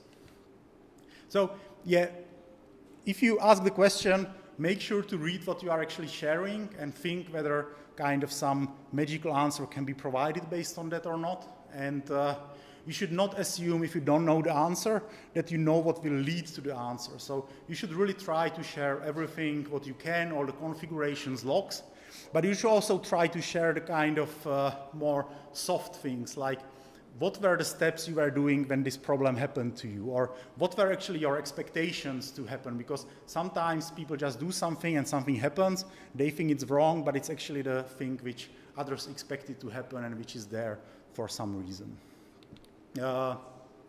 Many of the projects use issue templates on GitHub, which kind of can give you hints for what might be the points which you should share. Like typically there might be some kind of form with questions, what version are you using, how you installed it, on what Kubernetes version, for example, are you using it, and so on. So you can use this often as a guidance at what might be the important information you should share right away. And then a lot of projects have also some kind of troubleshooting tool which generates a report for you and kind of collects all this information. So you can check that out as well, and if they have it, then you can kind of use this to easily collect all the important information.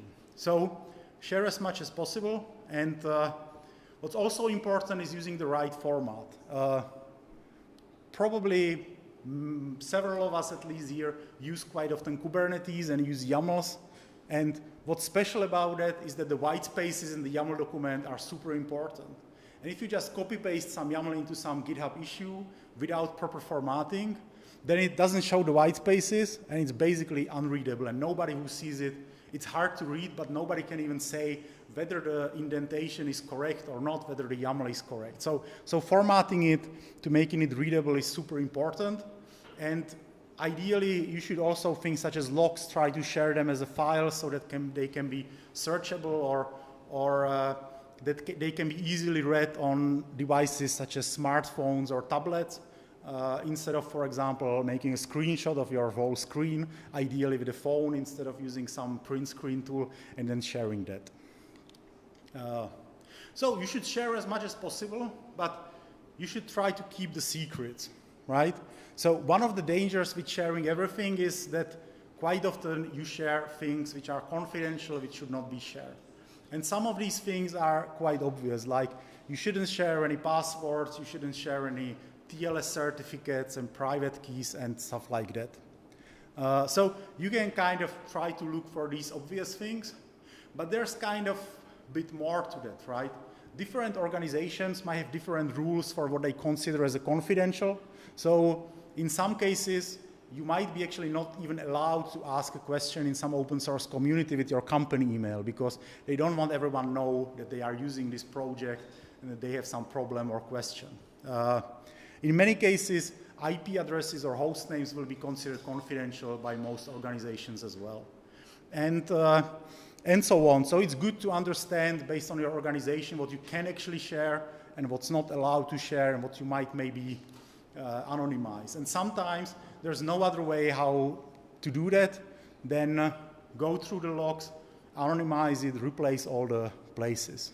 But keep in mind that details matter, and that you should use, for example, if you are replacing IP addresses, you should always use different placeholders. You should not just flat out replace every IP address with some IP placeholder. You should, for example, use IP1 for one IP address, IP2 for the next one, and so on, so that it can still possible to see from the logs who communicated with whom and things like that. A lot of people try to work around these limitations by saying, oh, hey, I will send you the log in a direct message on Slack, for example, to do it privately, to not share the logs publicly. Now, first thing to consider is whether the community really wants to do this and whether the people trying to help you really want to do this. So, for example, when it comes to me, I'm not really doing the community support as a private support for individual persons on direct messages. But other people might be fine with it. But you should still consider some other aspects even if the people are fine with it. First of all, the question and the kind of discussion will be not really useful for any kind of learning or as any kind of knowledge base, because if you have some discussion, then some log shared somewhere else, and then the discussion continues, you don't really know what was in the log. So if you are trying to solve something that's seemingly the same problem, but the log is missing, you don't know, is it really applicable to me, is it not, and so on. But also, maybe a bit more important, are you actually allowed to share this thing with some random person on the internet through a direct message? And usually the answer will be no. In the same way as you are not allowed to share the logs with the IP addresses and so on in some public channel, you will probably not be allowed to send it to some random person on the internet just because he works on some open source community project. The person will have no non-disclosure agreement or anything like that. You don't know how is his computer secured. Maybe he downloads it there and then next day someone hacks him, or maybe it's just his son using the computer at that time and so on. So you should really consider whether this is actually something you should do in the first place or not. Okay, one other thing to talk about is kind of this language barrier. Who of you seen these four characters? W, D, Y, M. Raise your hand. Nobody saw them? Yeah. Most of you probably know what it means. So this W, D, Y, M stands for what do you mean? And so this title basically says, what do you mean with what do you mean, right? And it's actually kind of something what I was asked by a user in our community. But it's often the situation that in our teams, in our kind of daily communication, we are quite used to use these acronyms.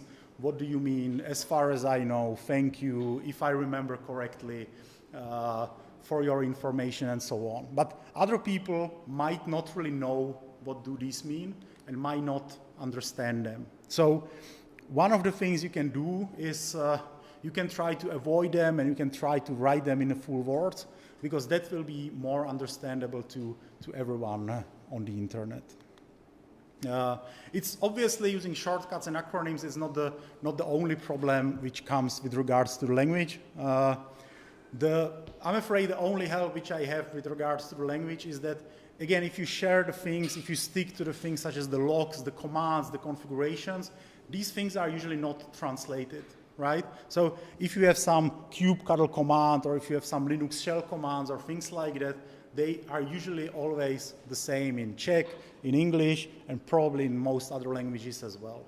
The same applies for log. Like maybe you will have in different language the kind of error, info, and so on translated, but the messages issued by the applications, they are often always in English. So you can kind of use these and share these.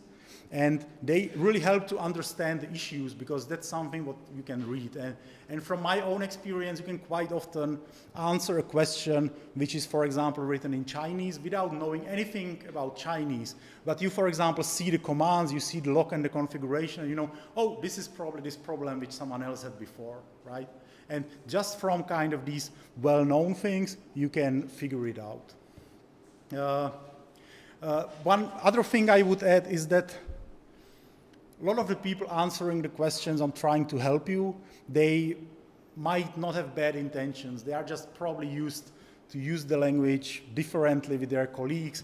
They might not be always able to easily kind of switch to a different mode and use a simple language when answering. So don't be afraid to ask something to be repeated, or maybe to be repeated in some easier language, or don't be afraid to kind of try to rephrase your question if you think it was not understood. Usually the people are kind of fine with people who maybe don't have such a great language skills as they do, and they will try to do their best. It's just sometimes that they need to kind of realize that they should do this.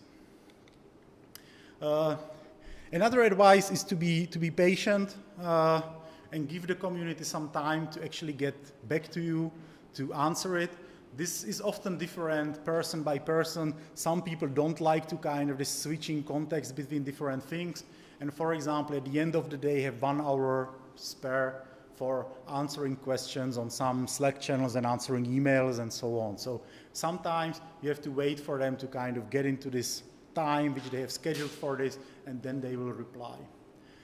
For smaller projects, it's also quite common that, for example, all the people working on them are in North America or in Europe or in Asia, and they don't really cover all the different time zones. So if you live in the wrong time zone, so to say, and ask the question at the wrong time, everyone might be maybe sleeping, and they reply only when they wake up. So be patient, but you should also be aware that just because nobody answered doesn't mean that nobody cares about your question or that nobody saw your question. It can also happen that just nobody knows the answer and they just don't know what to reply. The last thing I would like to mention is that you should also try to give back to the communities when asking for help. Because, yeah, let's be realistic, people always tend to help more to their friends and people they know than someone who's completely strange to them, right?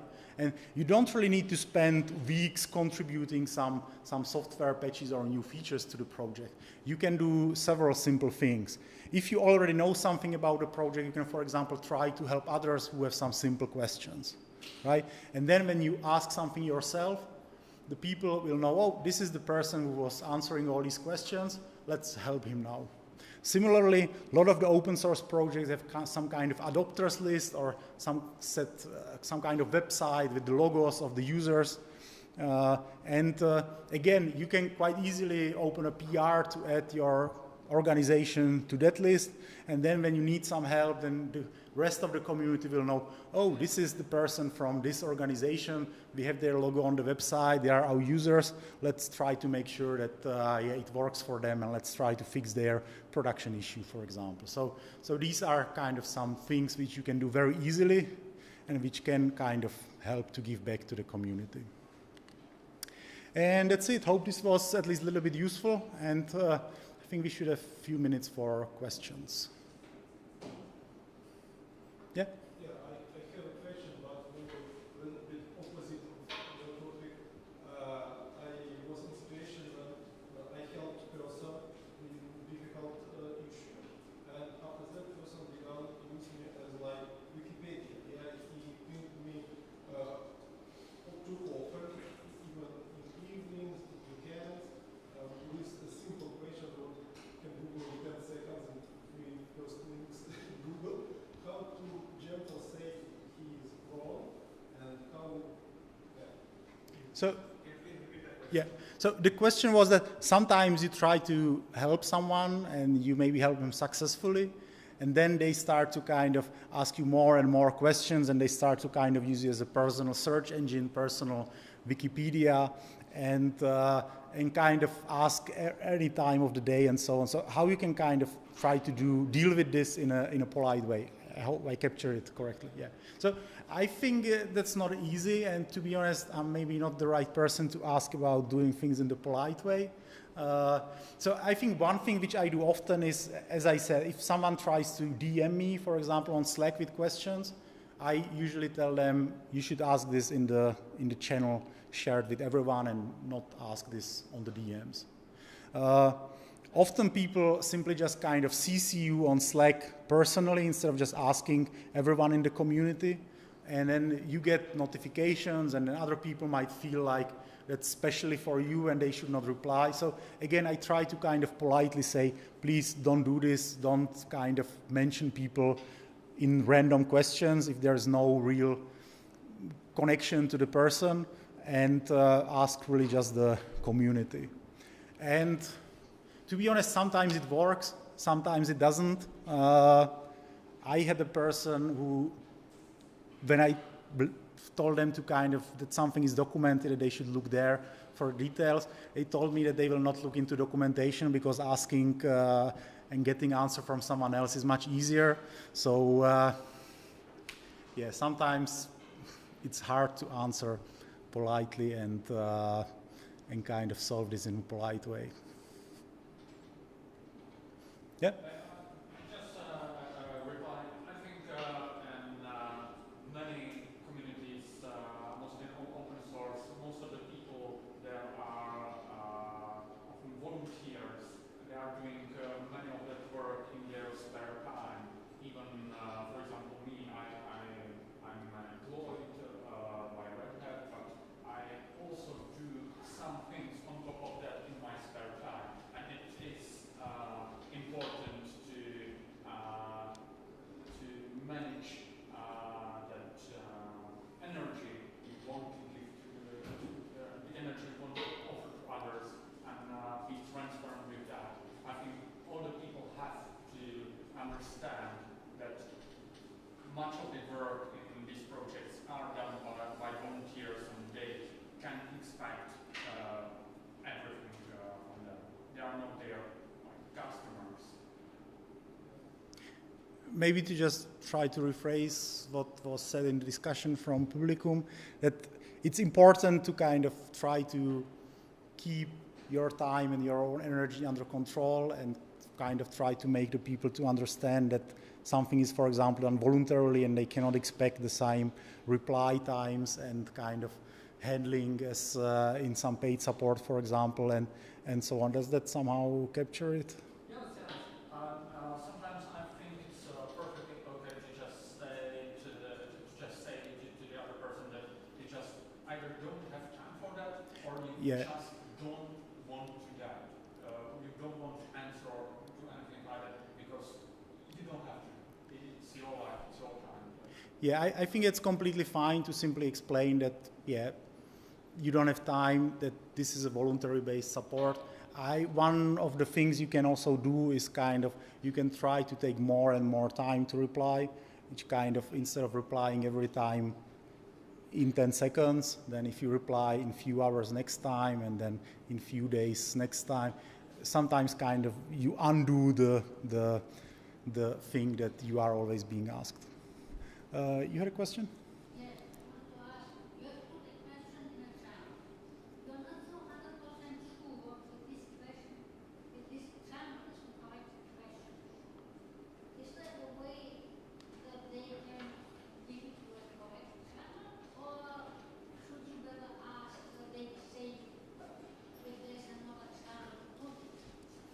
So the question was, if someone asks a question in a wrong channel, whether the kind of question can be somehow easily transferred or something like that. Yeah, so to be honest, it depends a bit on where you ask. Like, I don't think you can move the messages between channels on Slack that easily, for example. You can just reshare them in some other channel. On GitHub, for example, if someone opens a bug, instead of opening a GitHub discussion, you can normally use GitHub functionality to kind of transfer the issue into a discussion. So it a bit depends on the platform. What I kind of try when someone does it on kind of if someone doesn't ask the wrong question 10 times per day, I kind of try to tell them, look, this might not be the right community. There might not be that many people who will have the answer for you. Maybe you should try to ask in the right community. So like, I usually try to kind of direct them, but yeah, again, that's something what costs time, and sometimes until someone gets to that, it might take a long time. But I'm afraid there's no better and easier solution. Anyone else? Jakub? Yeah, I want to ask you if you have some experience setting up some community communication guidelines, because to build what the others asked, not only do we have problem with like people giving you help to making their personal Wikipedia, it's more like if you are actually actively answering questions, then people will start selecting these active team members and actively pinging them, direct messaging them, and making them their personal Wikipedia, even if they've never ever collaborated with it beforehand. So the question is basically whether some communication guidelines might help to kind of reduce these things. To be honest, I didn't try that, so I don't have a real answer from the experience. I think it might be an interesting thing to try, and it might make it kind of easier to kind of point to these guidelines. But at the same time, I hope talks like this would help to convince the people to first start looking into things like documentation. So I'm not really sure I would expect people to first read some communication guidelines before asking these questions. So like, I think they can make it easier to reply, but they might not make it easy to kind of avoid the questions in the first place.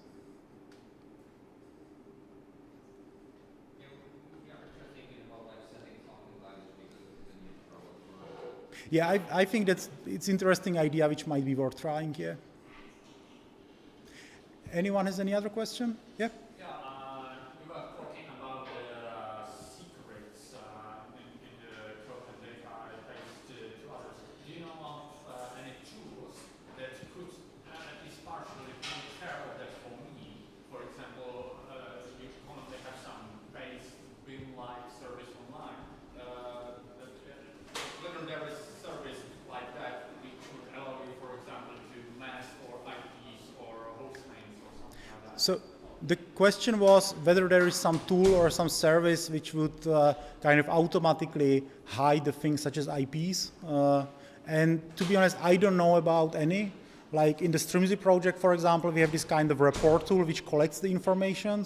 So we make sure that we don't kind of copy the passwords and the certificates, but we, for example, don't mask any IPs there or anything like that. And I'm not aware of any other tools which would be doing that. Okay, we are out of time, so thanks a lot for staying here and for watching. I hope it was useful for you.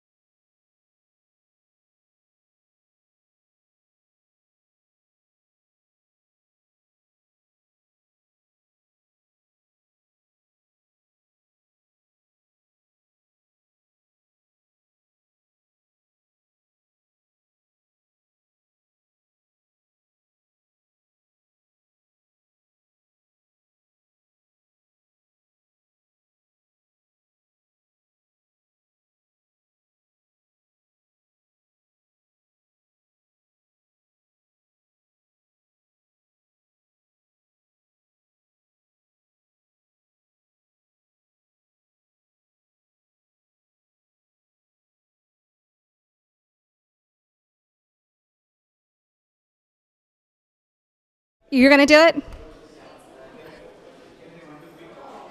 1, 2, 3. Okay.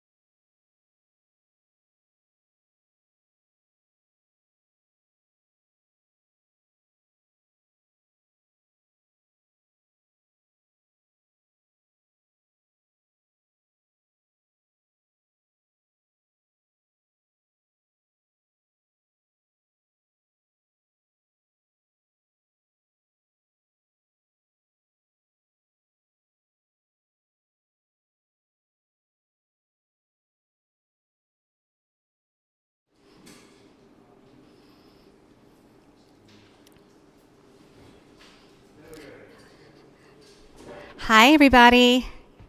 It's good to see all of you. Thank you for coming to my session Sunday afternoon. I know it's the last day of DevConf.CZ, and it's so beautiful outside. Glad that you're going to spend the next 30 minutes or so with me. We'll wait for folks to sit down. Hi. All right, so I'm here to talk about DEI from a global context, right? So we talk about DEI, and it's something that feels difficult to a lot of people because it's like, how do we begin to even have a conversation about diversity, equity, and inclusion on a global context? And I personally believe that there are commonalities across having conversations that any team can use. It doesn't matter which region you're in. Really, it's determined by several factors that I'm going to go through today. But before I get started, I'm going to introduce myself. So I'm Jen Madriaga. This is me, Chamonix, that's near Mont Blanc. I've been working in open source for nearly 9 years. So this is like, I guess, my third or fourth career. Before I worked in tech, I worked in higher education administration. So I did stuff like academic advising. I did stuff related to basically working with students. And I also worked at a number of nonprofits as well as arts organizations. So, and somehow, I don't know, I landed in the tech industry. I've lived a bunch of different places, including abroad. So I lived in the Philippines for a little bit. I also lived in France for a bit. And I've been all over the United States. And each of the regions of the United States could be its own country, honestly, culturally. So I was born in Hawaii, and I lived in California, Virginia, North Carolina, Rhode Island, and I'm actually back in North Carolina, and I'm about 30 minutes north of Red Hat Tower in Raleigh. So for those of you who have not met me before, so I am in charge of community developer and emerging tech events on a global scale.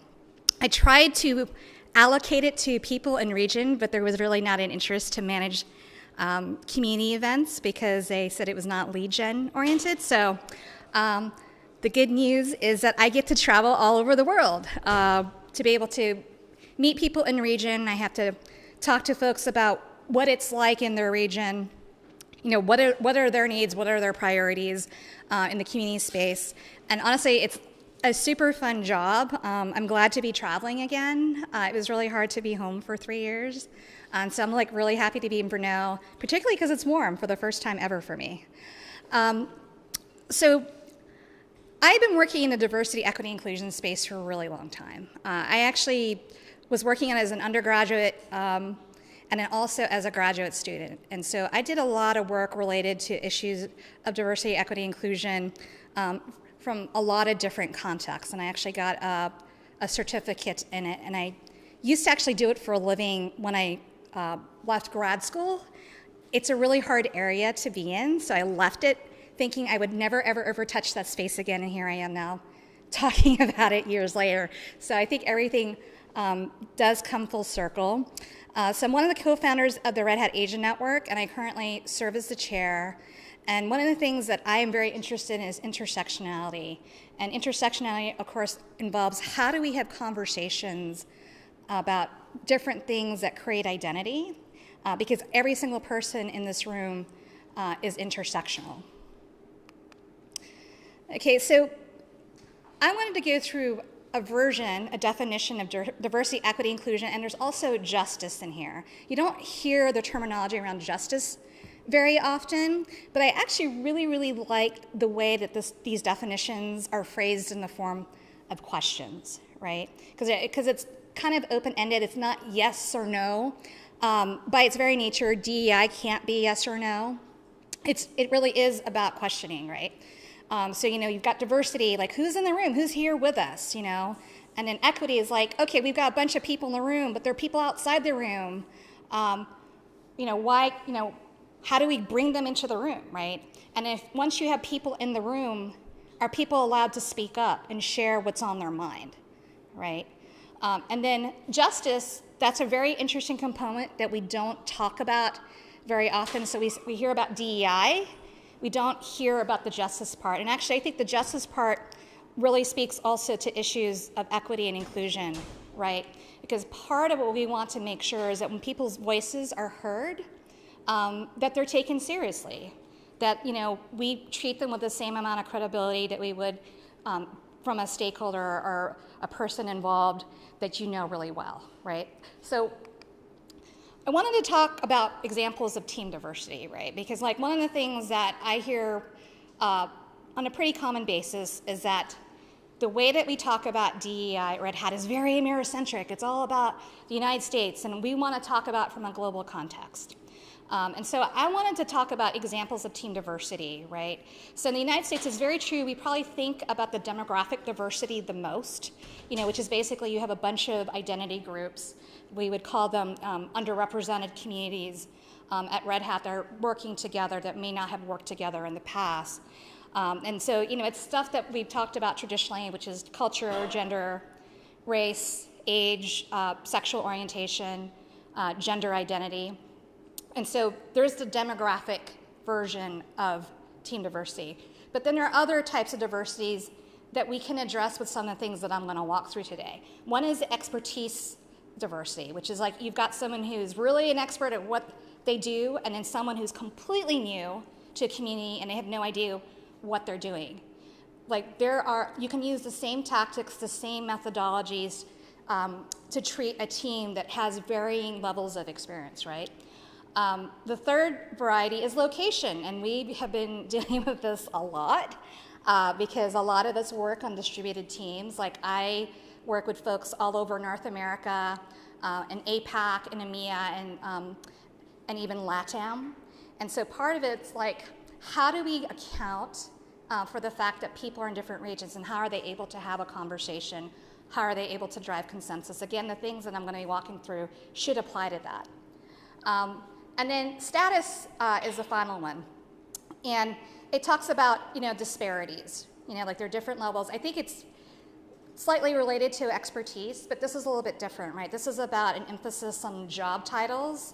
So if you're, a vice president, and then I'm just an individual contributor, you may have a hierarchy or a way of communicating that does not encourage interaction that's authentic or valuable, right?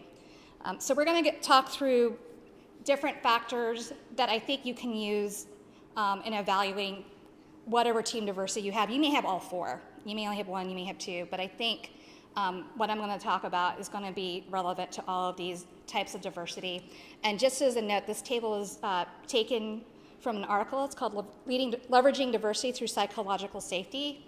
It's by a person named Amy Edmondson, and she was the one that helped create the term of psychological safety, which is what we're going to be talking about next, right?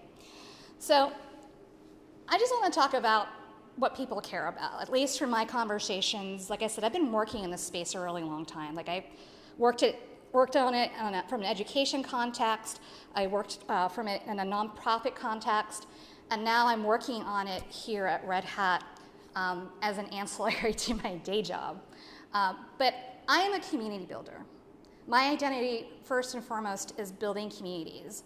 And so when I talk to people, I realize there are things that everyone seems to care about. It doesn't matter what your background is. It doesn't matter what country you're from. It doesn't matter if you're a man or woman, non-binary.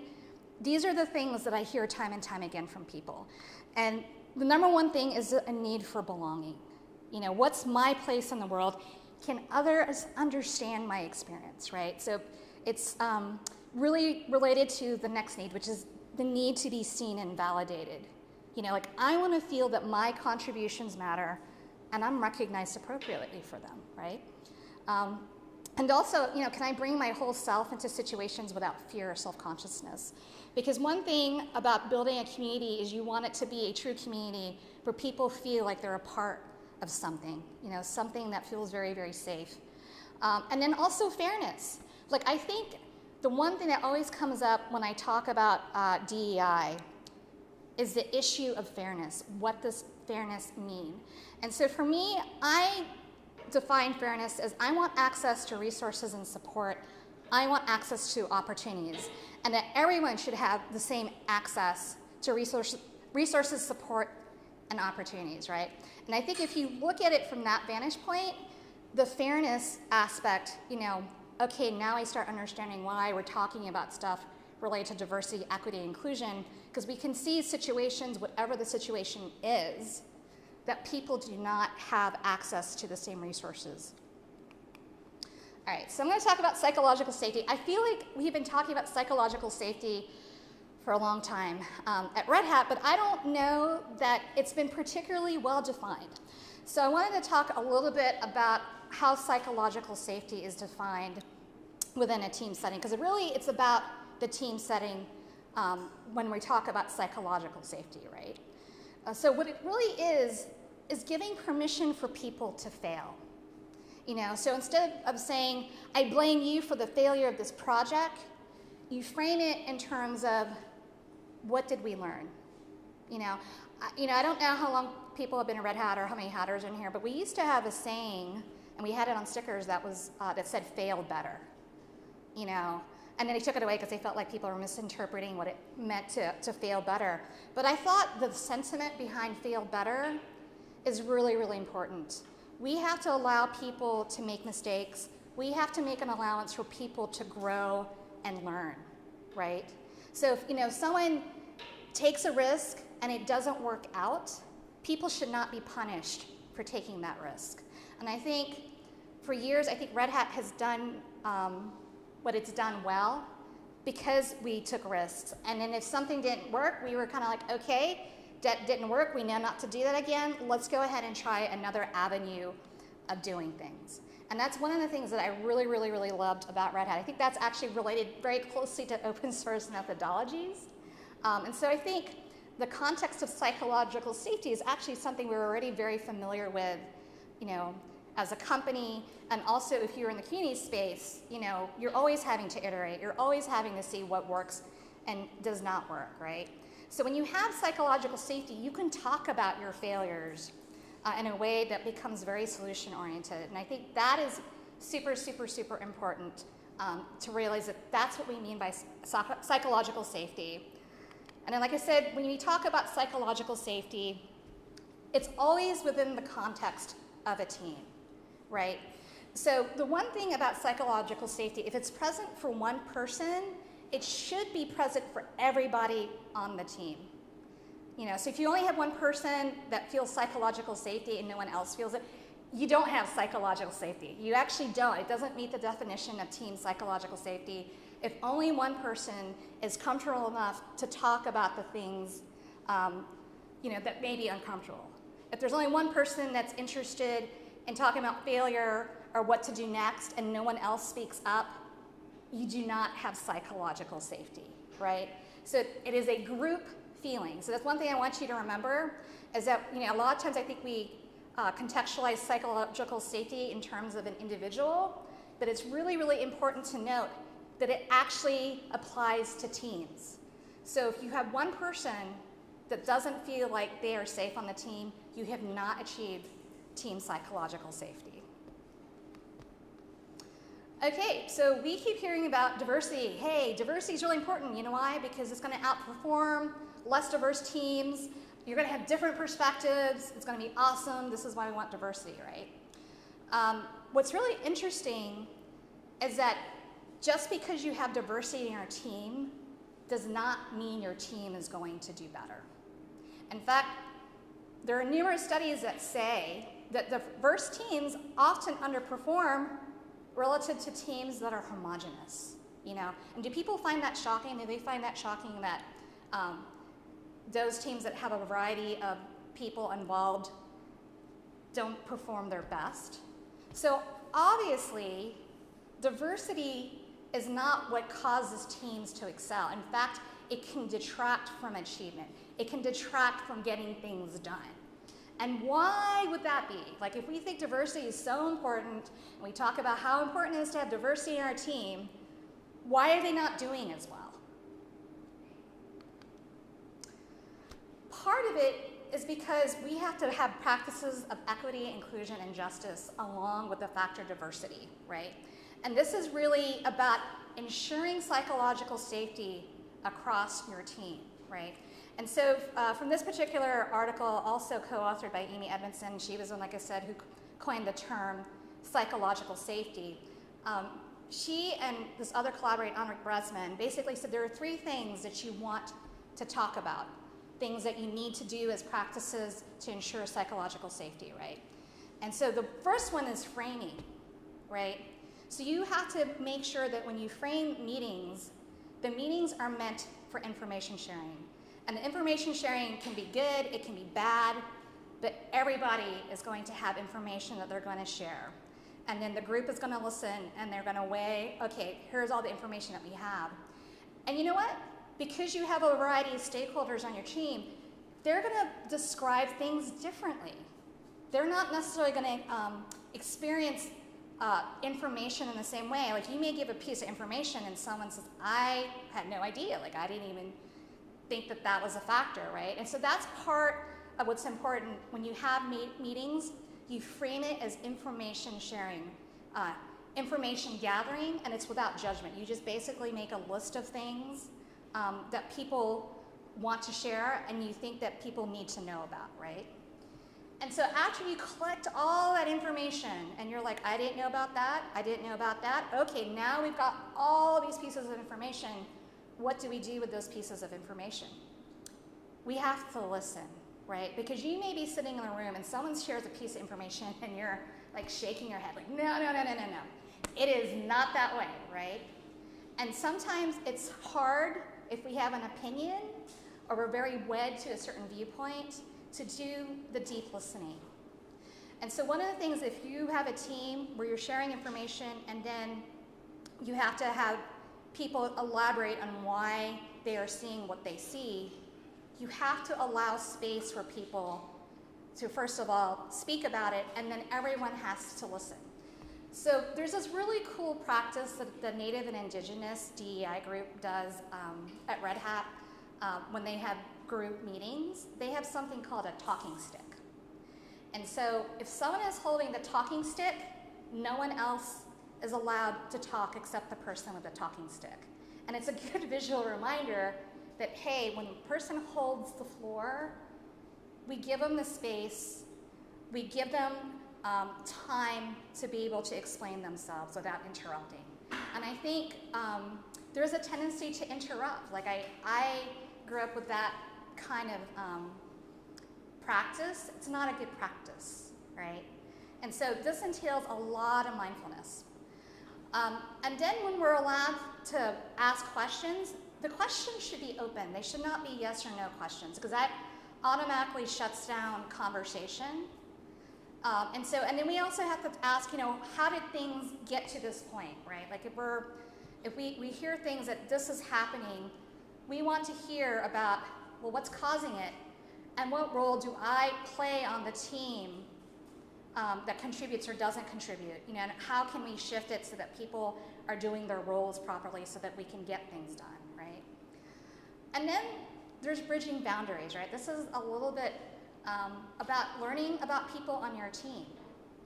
You know, like we don't necessarily want to share everything about ourselves when we're at work. Like that can feel very vulnerable, but asking about issues that are, you know, larger than the task at hand, I think is really important. So you want to ask about people's hopes and goals, you know, for a project. Like what would you like to see happen? You know, for me, my continuing hope and goal is that corporate marketing is going to care about open source communities and start incorporating it in our corporate events, right? What do you bring to the table? I work with communities all the time. I would love to help out in this space. You know, concerns and obstacles, what are you up against? Nobody seems to care about communities anymore in some of the segments of corporate marketing. What am I worried about? I'm worried that Red Hat's not going to be seen as an open source company. I'm worried that they're not going to be seen as a place that's safe for open source communities to thrive and flourish, right? So when you ask those kinds of questions related to your project, you start realizing what people's priorities are, and then it becomes a lot easier to map things out. So when people talk about personalities, like one thing that I'm really proud of at Red Hat is my reputation to deal with difficult people. They always say that. They're like, Jen, you can deal with like people who are really difficult, who are really challenging. You know, how do you do that? The way that I do it is I ask each of my stakeholders, you know, what are we working towards and how can I help you get there? And how can you help me get there? And because we can come to sort of consensus what we're working towards, I can get a lot of stuff done. Even with people I may not personally like them, I may think, you know, I don't think I'd be friends with them outside of work. Doesn't matter, because we are working towards something singular in purpose, all right? So one thing that's also really, really interesting, so, you know, we talked about the importance of psychological safety, you know, in a team setting. Is, you know, we also have to figure out a way to evaluate people and whether or not they're able to do these. And so this is targeted towards managers, but I think individual contributors can benefit from this too, right? Like I'm thinking, because you're here at DevConf.CZ, you're already part of the community, right? And so everyone has a role to play. And so one of the things that I thought was pretty useful was this rubric that was done by someone named Chelsea Troy. And they've been doing work around DEI for a very long time in the tech space. Like this is actually several years old, but I think a lot of it is still really, really relevant to today. So there are certain criteria that Chelsea says that we should be talking about. One is moderation. And moderation is basically referring back to what I was on the last slide about allowing space for people, right?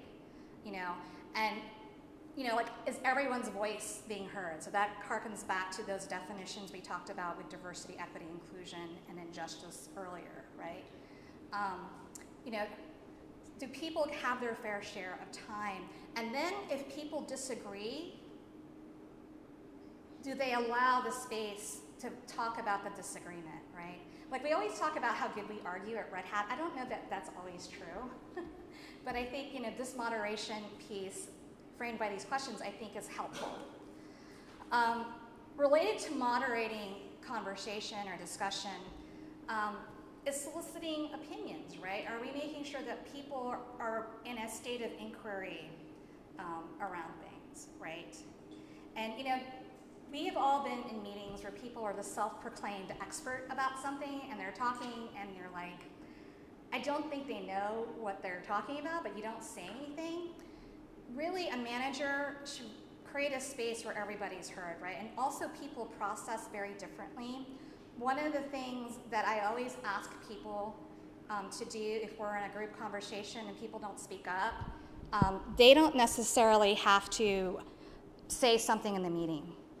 I think it's very, very important to give people permission different ways to provide feedback, because sometimes people need to sit with what they've heard, and maybe they're better at writing it out, or maybe they want to do a one-on-one with you, afterwards, once they've had that time to process. And so part of it is we can't continue to value just the people that speak up at meetings. Like that's really celebrated in a lot of spaces, but it doesn't necessarily mean that we're getting the best information. What it does is it shuts down avenues to make an informed decision. And so I want to encourage people to really think about that. Like I love having real-time conversation with people, but that doesn't necessarily bring other people's best selves out. And so I think we have to be really, really mindful about that. Attribution. So earlier I said people really care about their contributions mattering, but also they want to be recognized for their contributions. Like I can't tell you like how upsetting it is for someone to work really hard on something, they share it, and then they get no credit like at a team meeting for the work that they've been doing. You know, I mean, that's a demoralizing feeling to feel like you're working really, really hard at something and then there's no attribution or recognition of the skills and talents you bring to the team, right?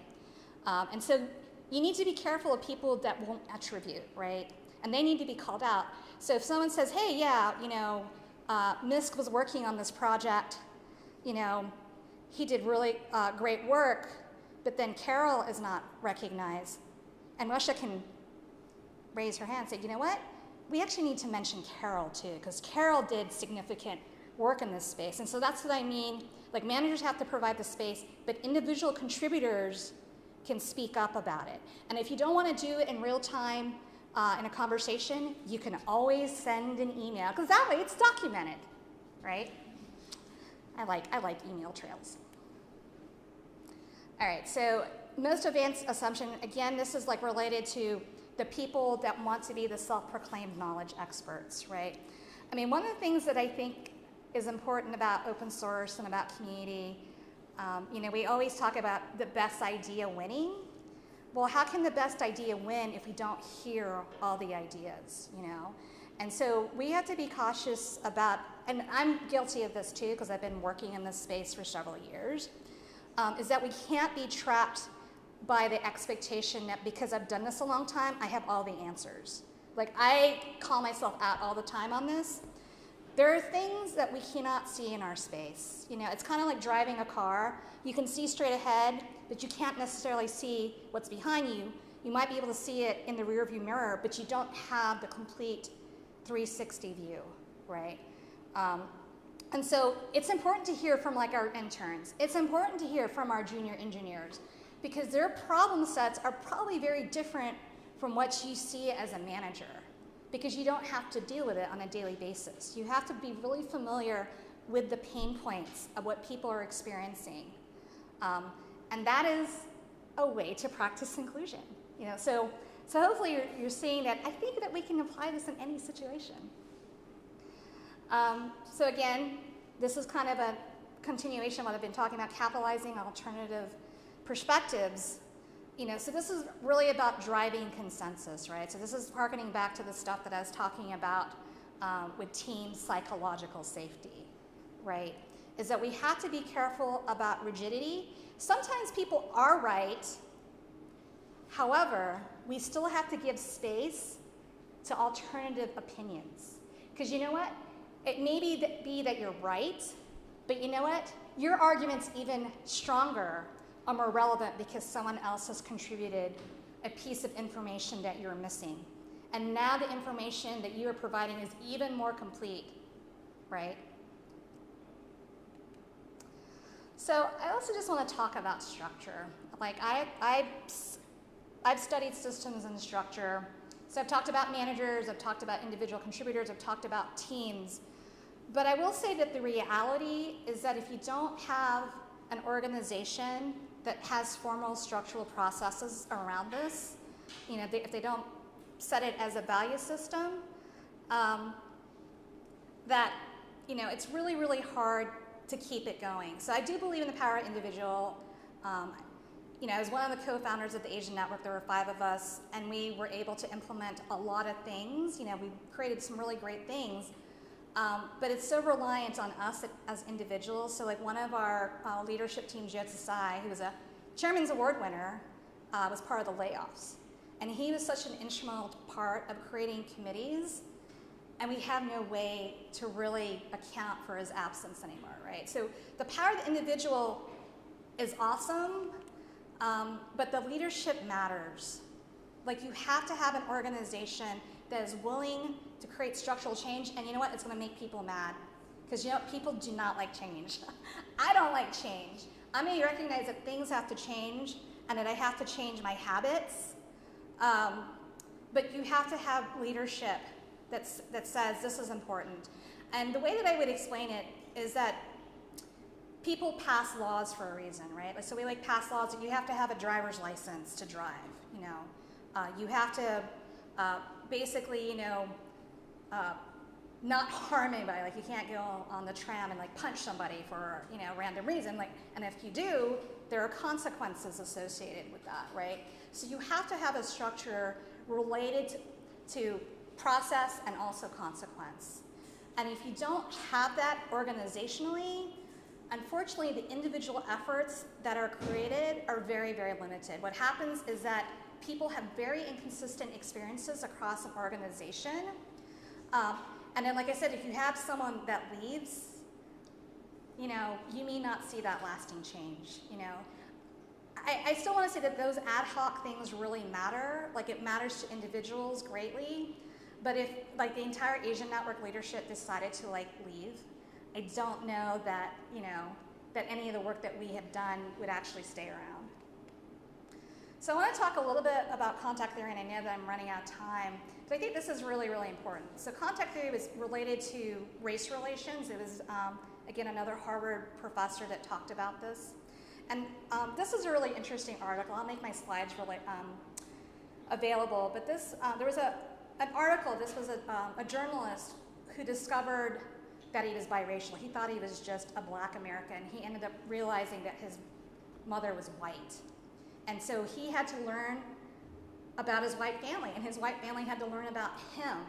And there was a lot of discomfort because, you know, when his mother got involved with his father, there was a lot of opposition, and nobody ever talked about it.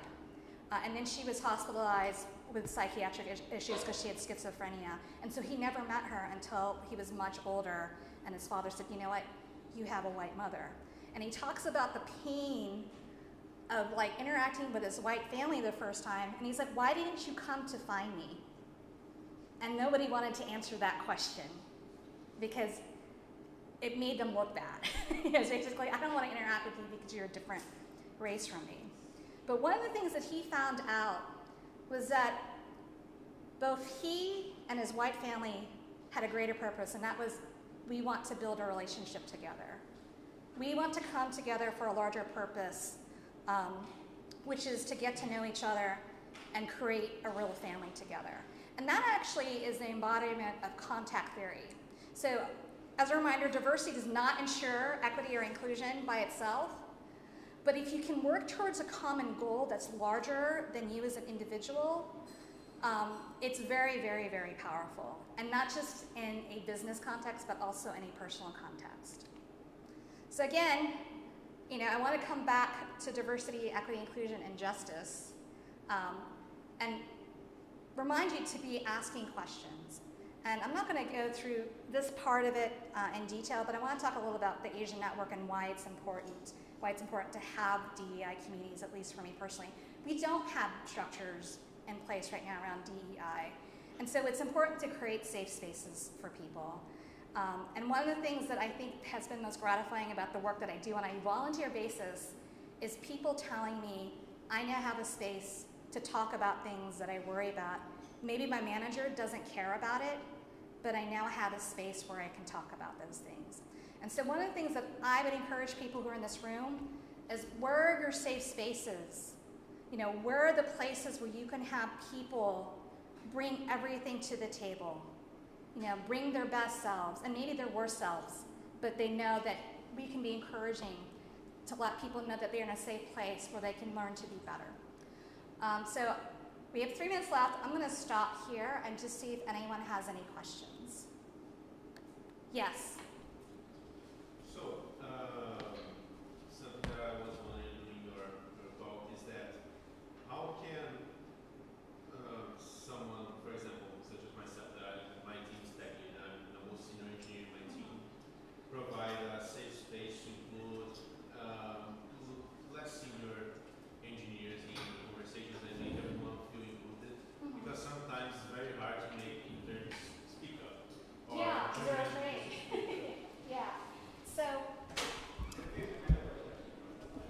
So basically, someone was asking, as a senior most person on a team, how do they make interns feel comfortable with speaking up? Because they may not share what's on their minds because they're afraid, right? That's really, really common. I think all of us have that fear. And one of the things that I think is important is that you ask, like I said, open-ended questions, right? So you ask, hey, what have you been working on? What do you think went well? Is there anything that's preventing you from doing the things that you want to do? Is it because you're missing a resource? Is it because you're not getting what you need from another team member? And so it's asking the open-ended questions that's really, really key. And I will tell you that sometimes people don't want to do the open-ended questions because it leads to complexity.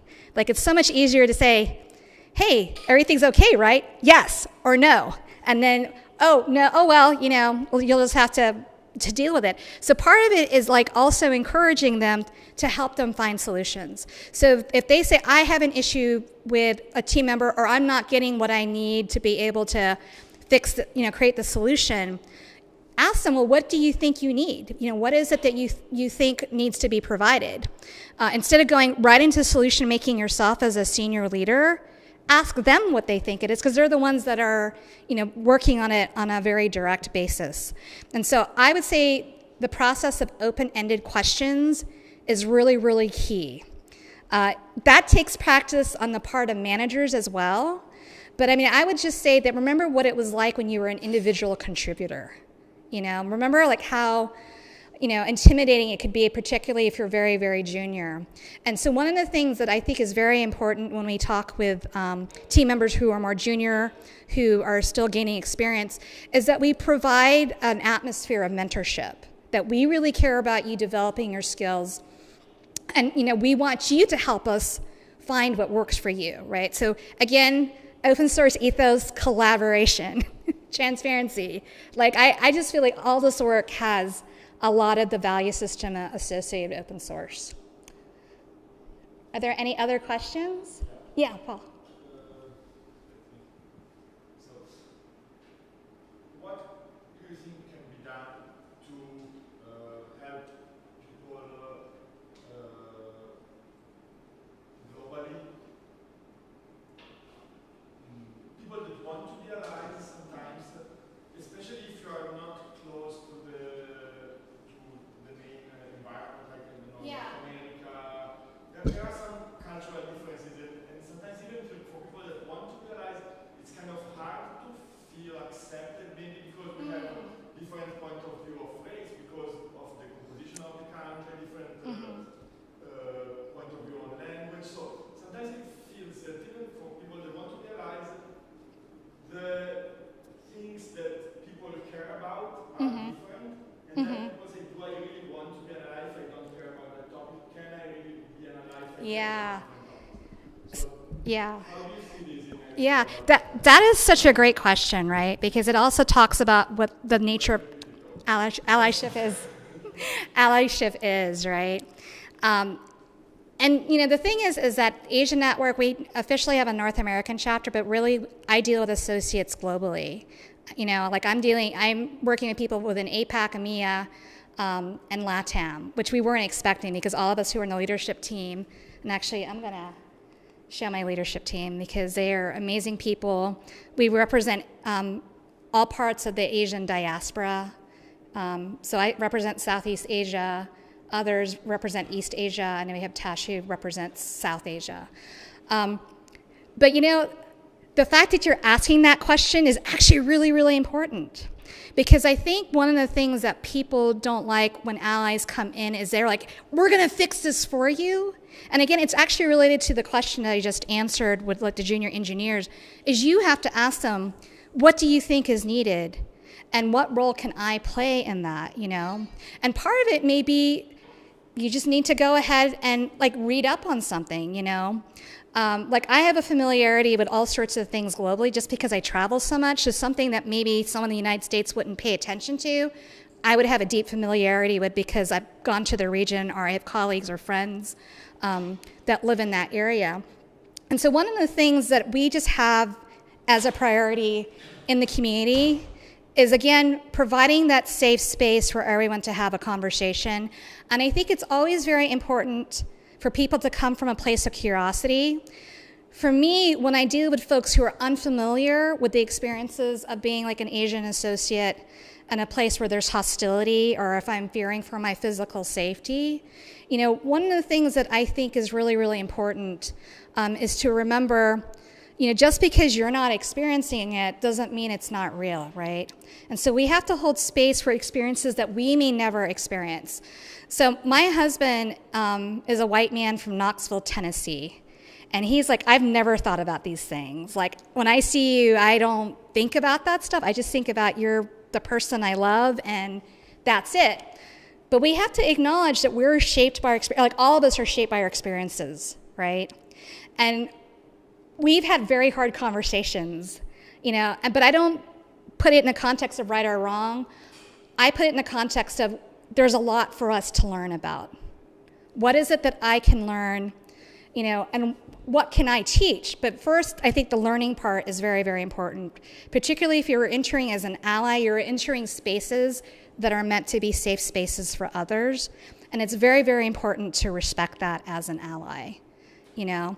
And allyship is very, very key to the work that we do in the DEI space, because usually allies are in a position of greater privilege than people in DEI communities.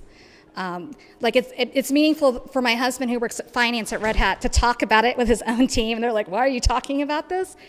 And he's like, because it's important, you know. And so when we're managers and we have privilege, use it in a way to basically encourage a way of being and a way of interacting. So sometimes it's very small steps. It's very, very, you know, I don't want to say easy, but it can be a very small step. All right, I know I'm way over. If you want to talk to me afterwards, I'm glad to have a conversation with you. But keep in touch. Thank you.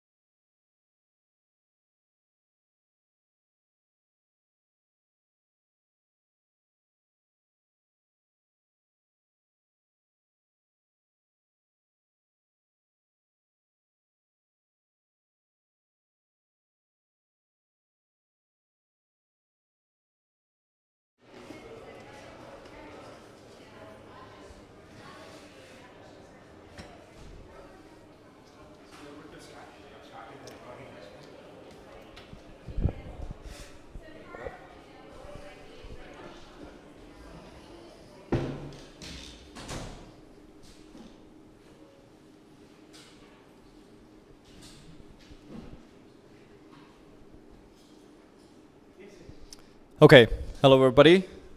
I hope this works.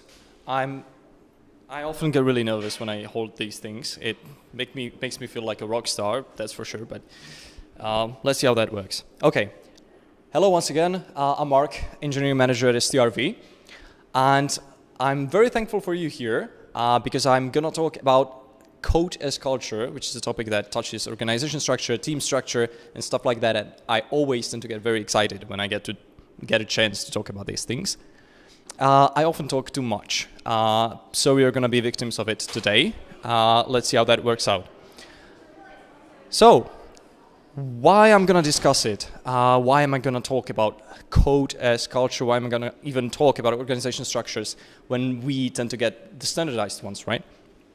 So, in my opinion, code is often viewed as sort of an artifact, sort of split, separated, and divorced from social and cultural context, and that is a real shame. I think that the code somehow reflects the organization structure and personalities of engineers who create it.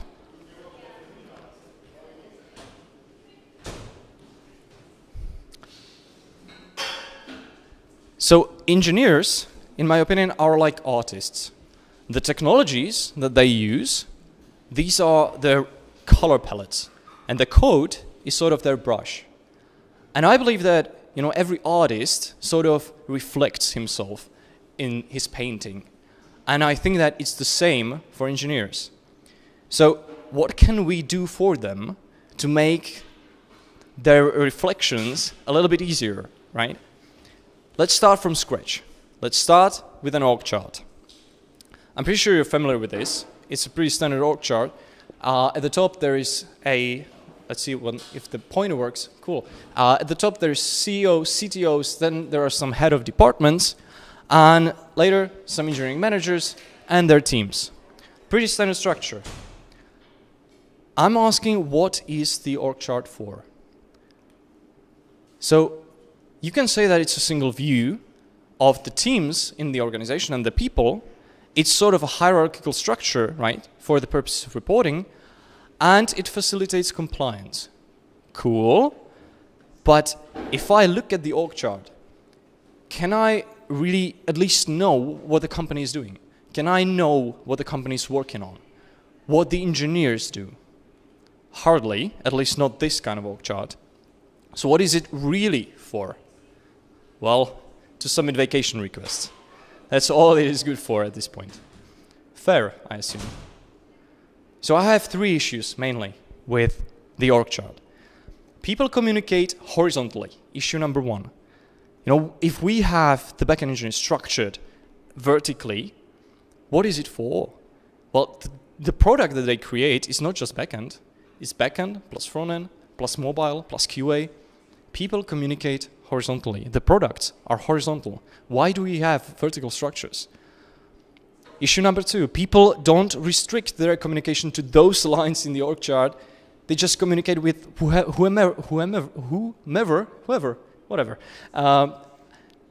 they want with, and they always choose the line or the path of least effort. And the issue number three, it doesn't represent the actual work that gets done. Matthew Skelton, the author of Team Topologies, by the way, great book, wrote that organizations that rely too heavily on org charts often fail to create the necessary conditions to embrace innovation. Well, how do we then create the conditions to embrace innovation? How do we support these artists in the team? Well, number one, think team first. The principles of team first thinking, just very briefly, because this is a complex topic.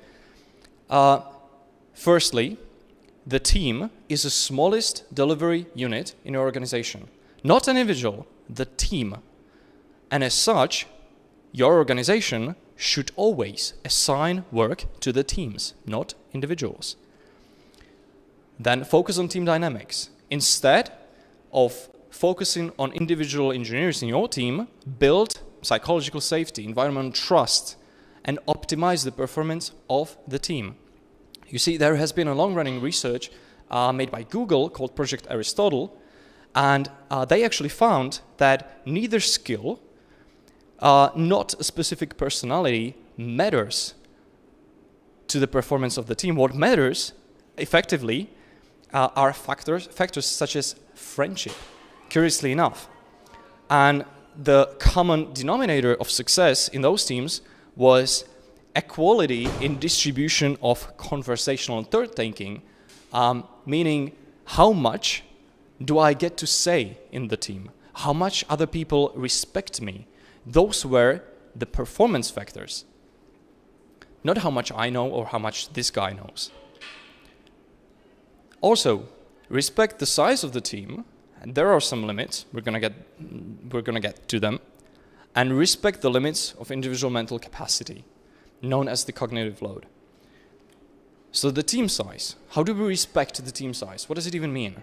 Well, the limits are derived from evolutionary biology. There is a limit called Dunbar's number, and Mr. Dunbar, he described multiple limits based on the level of relationship and trust that we can build with people. According to this theory, one person can trust at most 15 people deeply, and of those 15 people, we can only have deep interpersonal relationship and trust with 5 of them. So there is this magic number, 7 to 9 people, that is considered to be the good standard of the size of the team. And if you talk to managers, they intuitively get it. You know, they tell you, I think that 10 people is optimal for me. Some tell you 15 is okay. Some extremists tell you, I can manage 20, that's fine. But intuitively, they oscillate around those 10 people. Fun fact, Amazon is known to limit the size of its team to the size that can be fed by 2 pizzas. Also good metrics, fine by me. So is there everything there is to it? Just think team first and we're gonna design a great organization structure? Well, let's see. So this is the structure that I presented earlier on the org chart. There is backend, front-end, DevOps, and QA in this organization, and we split it into 3 units. Simple enough. Those units can be anything from individuals to teams. Those units work on product A, B, and C. A 5 units, B 4 units, C also 4 units. There's also time zone separation, where those units below the line are in US East 1. Those are remotes. And these 8 units up there are in EU Central 1. So is organization design really that simple? We just followed the team first thinking. The units are small enough and they have separate products to work on, sort of. So is it really that simple? Well, let's see. I mentioned that people follow communication patterns. We're all humans. So what happens if we specifically trace those communication paths? Well, for EU Central 1, if we just connect the people that have to talk to each other because they are on the same project, just because they are on the same project, it can look like this. And we can already see that this poor guy is sort of starting to hit it, so this poor guy as well. And that's just one time zone. Let's add the second one, and it kind of gets creepy because those people are starting to swamp this backend guy. And this DevOps guy really doesn't know where his head is. But the thing is that we follow the path of the least effort. So what probably happens is that those communication paths in real life simply doesn't happen. Because what those engineers, those remotes in US East 1 can do instead is that they will talk to the DevOps and QA in their time zone. Notice, these are not even in their projects. They don't work on the same product, but why wouldn't I talk to this person? He's even more, he's allocated only on 50%, he's got the time, right? What this poor guy can do on the right down there. Similarly, in the EU time zone, I can talk to these people, they don't have anything to work on. So new communication paths are created. And also, since the teams are structured vertically, these people that don't work on the same project either, but both are front-end engineers in the same team, they start to talk to each other again. And these communication patterns have sort of unexpected consequences. Let's talk about what consequences. Okay, I see people nodding and laughing. So who here heard of Conway's law? Cool, 20% of people, very good. So Conway's law states exactly this. Organizations are constrained to produce systems which are copies of the communication structure of those organizations. In other words, the communication structure gets cemented in the way these people develop the products. It was outlined in 1968. A lot has happened since then, containers, microservices, all of it, and it still matters. Because a product's architecture, according to this law, tends to mirror the structure of the organization. And if we want our organization to explore or adopt certain engineering patterns, we have to reshape the organization to remove those obstructions. Simple example. Now this is a little bit better, right? There are two horizontal teams, Team A, Team B. There is full stack developer, two full stack developers in each of them, and there is a database administrator that works on those two teams, and operation engineer as well. According to the Conway's law, what do you think would happen? Well, there will be probably one repository containing backend and frontend. There would be a shared database, because why not? Why wouldn't I just make my effort easier and create a shared database for those two products if I'm working on two of them, on both of them? And there will be shared infrastructure. That's the path of least effort. Do we want this kind of architecture? Maybe, but likely not. Now here, it gets even trickier. And what could happen here, this was a little bit tricky, but something like this can happen. So there will be shared or tightly coupled product A and product B on the backend side, on the front-end side. Probably there will also share infra, but in this, I should point here, right? Why didn't you tell me? Product A and B are coupled tightly on the backend. On the front end, they will share CI/CD, some automation with both of these products, and there will be even shared infrastructure, and down here the situation would be similar. And if you remember, there were engineers that were unallocated to the project. Now imagine what would happen if those engineers were allocated to a product D. It would get exponentially more complicated, just because of the way we structure the teams. So if we think of software architecture as a standalone concept that can be designed in isolation, well, we're fundamentally wrong. So what can we do with it? Now let's try code-first thinking. We can combine the principles of team-first thinking with the approach to software architecture itself. We can design teams that are specialized according to their responsibilities in the SDL cycle and the way they collaborate with others. And we can also define these teams as aligned with the Conway's law to match the desired product architecture they are supposed to produce.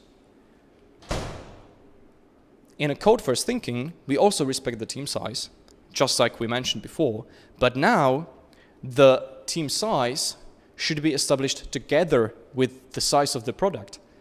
In other words, since the team should take full ownership of the product, the full product should also be sized accordingly. Fun fact, there are squads. Maybe some of you heard about the Spotify model from 2012. So in their model of organization structure, they have squads as a basic development unit, and these are of size of 6 people. And a squad, by definition, from the perspective of Spotify, is a mini startup. So the product scope matches the size of 6 people. That's how big their products or small their products are. So what kind of team types should we introduce here? We already know that backend department, front-end department, that is pretty standard, not good. So what kind of team types? Well, topologically, we can have 4 fundamental team types. And we call them streamline type, enabling, subsystem or complicated subsystem team, and platform team. Let's take a closer look. So this is how they should interact, and you will soon see why. So the streamlined type, that's the primary type in our organization. We have multiple of these that are disjoint, coexist in parallel, consist of journalists and specialists, and these are the teams that focus on a single business domain. In code-first thinking, this business domain could, for example, be owning a single product or a set of features. These teams define a single API. These teams aim to produce a steady flow of delivery, and they deliver end-to-end through software, from software design through quality and user experience. The enabling teams are purely specialists in a given technical or product domain. And what's curious about these teams, they should aim for their own extinction. The key to successful enabling team is for them to not be needed anymore. So they are called to action when needed. They enable teams' goals by enabling certain functionality, and they always support the streamline team. In fact, the whole purpose of this structure is to have the streamlined team in the center, and all of the teams just making their lives easier, just reducing the cognitive load of this team. Most importantly, there shouldn't be any permanent dependency on the enabling team. In code-first thinking, again, what you can imagine the enabling team to do, well, for example, set up a skeleton for a deployment or an API service, or just provide a guide about best practices, or integrate once with a third-party service. They just pass over the knowledge how to do that to the team and are done with it. The subsystem team is sort of similar, but this one is persistent. It consists also of specialists in a particular subsystem, but these are also responsible for maintaining it, as opposed to the enabling team. Examples: video processing codec, mathematical models, reporting systems, real-time trade reconciliation algorithm. Those are very, very special domains and require high level of expertise. The streamlined teams could do that, but it will require a lot of effort and a lot of time. Instead, it is offloaded to the subsystem team. And the last one, platform teams. These are very similar again, but this time to the streamlined teams, but their whole purpose is to support the streamlined team by providing sort of a self-service API for the platform. So in this case, even though the streamlined team has the full ownership of building, running, and fixing the application, the platform, the infrastructure that they are building it on, this is the responsibility of the platform team. And their focus should always be reusability and reliability. This can be, for example, platform as a service for the streamlined team, delivering networking capabilities, providing a maintaining certificates, as easy as possible for the streamlined team. Those platform teams are complicated, and there is it's called fractal topology, where the platform teams themselves can be sort of split into streamlined and subsystem and platform teams all over again. So this is it. And an example of tasks that are assigned to those teams, again, teams, not individuals. Platform team can maintain public infrastructure and provide an infrastructure as a code deployment template. The Streamline team implements the business logic of the application. The enabling team once set up a skeleton for the deployment, and the complicated subsystem team designs and maintains a real-time reporting system. Those are examples of the tasks. Okay, now back to the org chart. This is a little bit of a different one, but similar. Made it a little bit easier for you.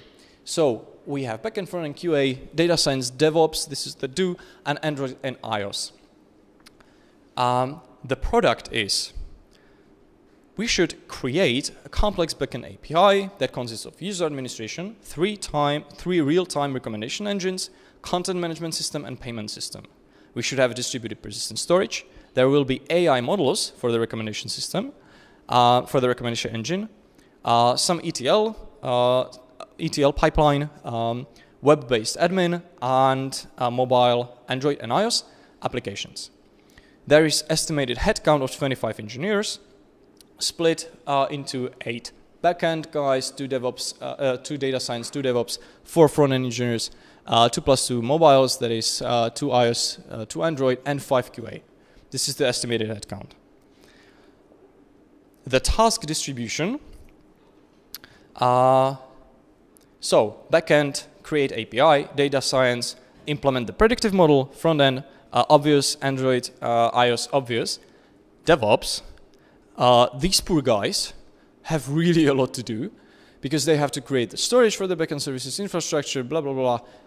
A lot to do, and don't even get me started on the QA. So, what do you think the issues are? Well, the DevOps engineers are like this. Is this fine? I can do that. And the resulting architecture, what do you think the architectural components will look like, given the organization structure that I just presented? So likely, there will be a shared infrastructure, because the DevOps guys are just, we just need to make it happen somehow, and that's it. Shared database, because the backend engineers are in a single team, it is likely that the one single team will create a shared database and a monolithic API here. Conway's law, remember. There will be data science pipeline, because there are just 2 data science engineers. That's not much for the whole project, so I would assume they will have a lot to do as well, especially given that they have to create the predictive algorithms and 3 recommendation systems to feed into this backend service. And likely, the DevOps guys won't really assist much, won't really be much of an assistance to the data science guys. So probably just one data science pipeline here. Since mobile department is also not split into Android and iOS, perhaps we can also, but this is a pure speculation, there could also be cross-platform mobile application. So, if this was your desired architecture, fine. Okay. But what if it was supposed to look like this instead? Meaning, separate infrastructures, single-purpose database, specialized microservices, gateway, 3 recommendations models built on 3 different pipelines, a data store that is separated for the data science input, and 2 separate mobile applications. What if I told you that this is what it should look like? Well, perhaps we, based on these expectations, can design the teams to produce this desired architecture. And we do that by calling an UNO reverse and apply what's called a reverse Conway's maneuver. I know it sounds like a masterful military strategy of moving some warship 180 degrees per second. Luckily, it's not that complicated, because all it says is instead of thinking teams first and architecture second, think architecture first and teams second. If that reminds you of code first thinking that I presented, good, because that's exactly that. So step 1, identify the stream-aligned teams. These are the products that we have to build, literally. Real-time recommendations, payments, CMS, user administration, Android app, iOS app, web app. Stream-aligned teams, the business domains. Identify the complicated subsystem team, the predictive modeling, definitely. And it will be connected to the real-time recommendations because they have to work in close collaboration, but it is a part of a complicated subsystem team. Now, identify the enabling team. Well, DevOps. We have to somehow make lives for the DevOps team easier, and we can do that by turning them into an enabling team whose purpose is basically to just hand over the knowledge that they have, and we can do that.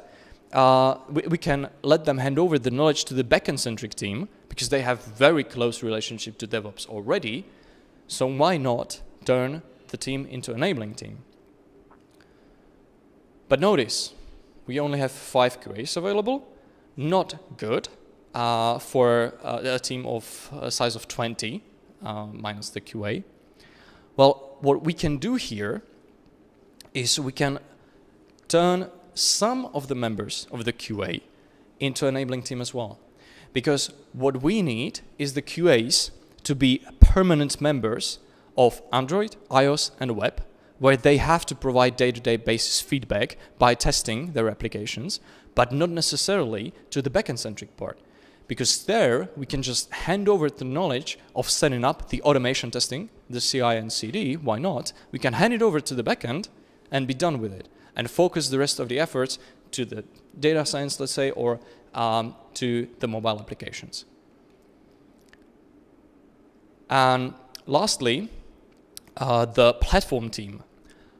In this case, this is tricky, but it's probably going to be identical with the DevOps enabling team, or it can also be the data science engineers building the data pipelines. So I'm just going to put it here, knowing that I'm not really sure what the platform team would be here, but probably would have a significant overlap with the enabling team. Okay, so what to do with the org chart now? Let's not do anything with it. It's still reasonable to keep it at this point for the compliance purposes, aka the vacation requests and reporting. And continuing this further would require transformational change. So it falls into the scope of change management. You don't want to get me started on that. That's a difficult topic. But since we already have this, we can, at least with high level of anticipation, expect that we will be much closer to the architecture itself. And then it's up to the competence of the management to see whether they can actually support this kind of architecture or not, organizational architecture, and whether they need transformational change, aka change management, to completely restructure the organization. But this is the first step. So recap. Code, let's not just look at the code as a technical artifact, because it does reflect organizational structure. Let's just don't rely on the org charts. Instead, leave the distribution and control of work to the teams and think in teams first manner. Form a good team by establishing psychological safety and focus here on encouraging a culture of dependability and mutual respect. Optimize for the team size, optimize for the cognitive load. Respect Conway's law, because it tells us how organizations produce code. And when designing organization structure, just think team first and code first. In a code first organizational design, teams define a team as API, that's the topic that I didn't touch, but it's a contract for communication. Those teams are split according to to the team's API that provide. they are called streamlined, enabling, subsystem, and platform. The streamlined focused completely on the business logic. Enabling, they aim for extinction. Complicated subsystem, team of specialized experts. Platform team. They should always aim to maximize collaboration. And you can design those teams by going backwards, by applying the reverse Conway's maneuver and proceeding from the desired software architecture to the organization structure. And just know that like code, no organization structure is perfect. Just make sure that it doesn't get in the way of the culture you want to build.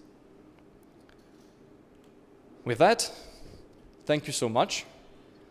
I hope that this at least gives you the idea of what you can do with your organization.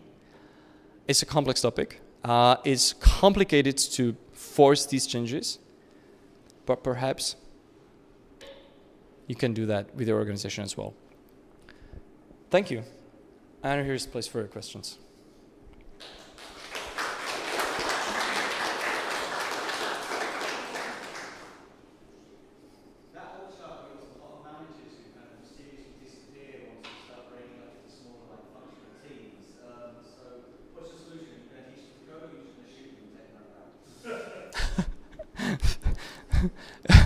Cool. Okay. Yeah. So roughly, so what's the solution? How to split up the org chart?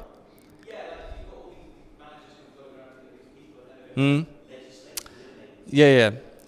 Okay. So the question is, I have floating managers all around after I split the org chart. What do I do with them? That's the transformational change part. So typically,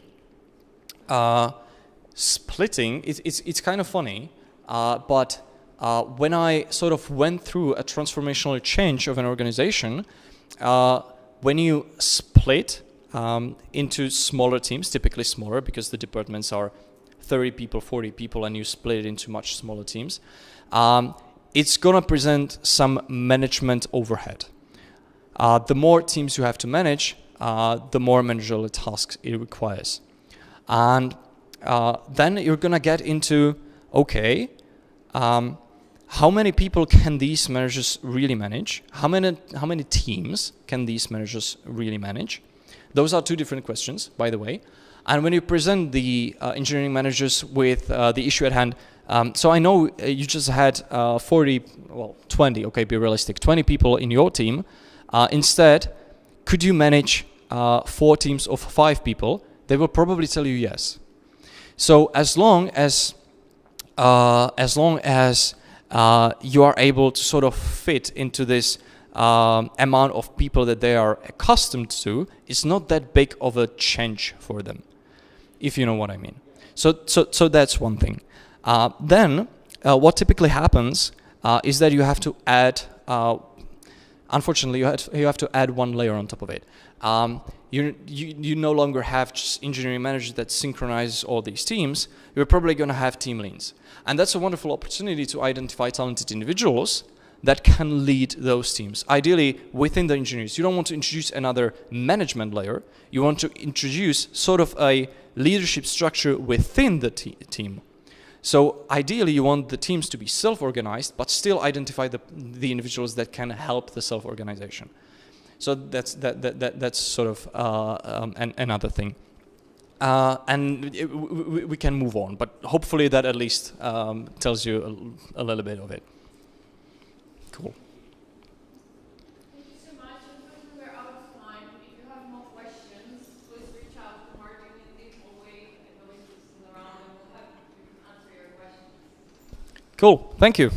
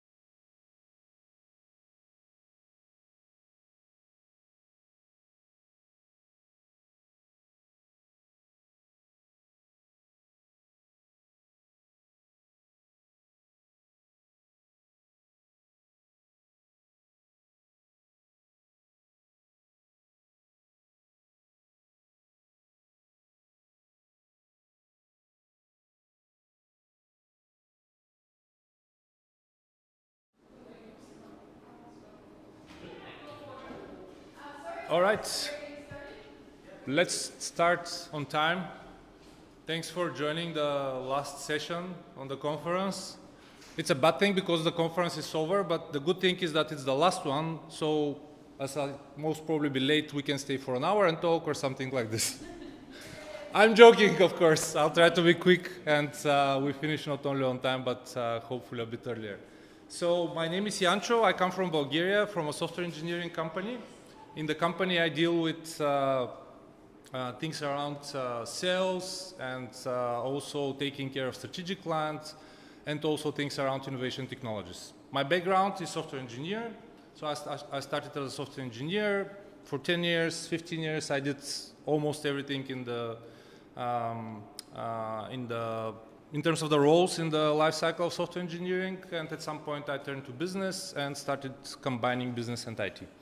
So what I want to tell you about is a story about how a company that is actually not supposed generally to be able to spend time of full-time people from the team of the company to work dedicated on a software, an open source project, how we did it. So it might be interesting for you, and I'd be really happy if this encourages you to think about it and maybe try it in your own companies. So I'll start with my motivation, why I discuss this. I'll tell you our story, and I will give you my vision about how you can try this in your company also. So why I discuss this, my motivation, we're in a conference where open source is a core topic, so no need to explain why open source is good. But on the other hand, dedicated software engineering initiatives within companies are actually rare.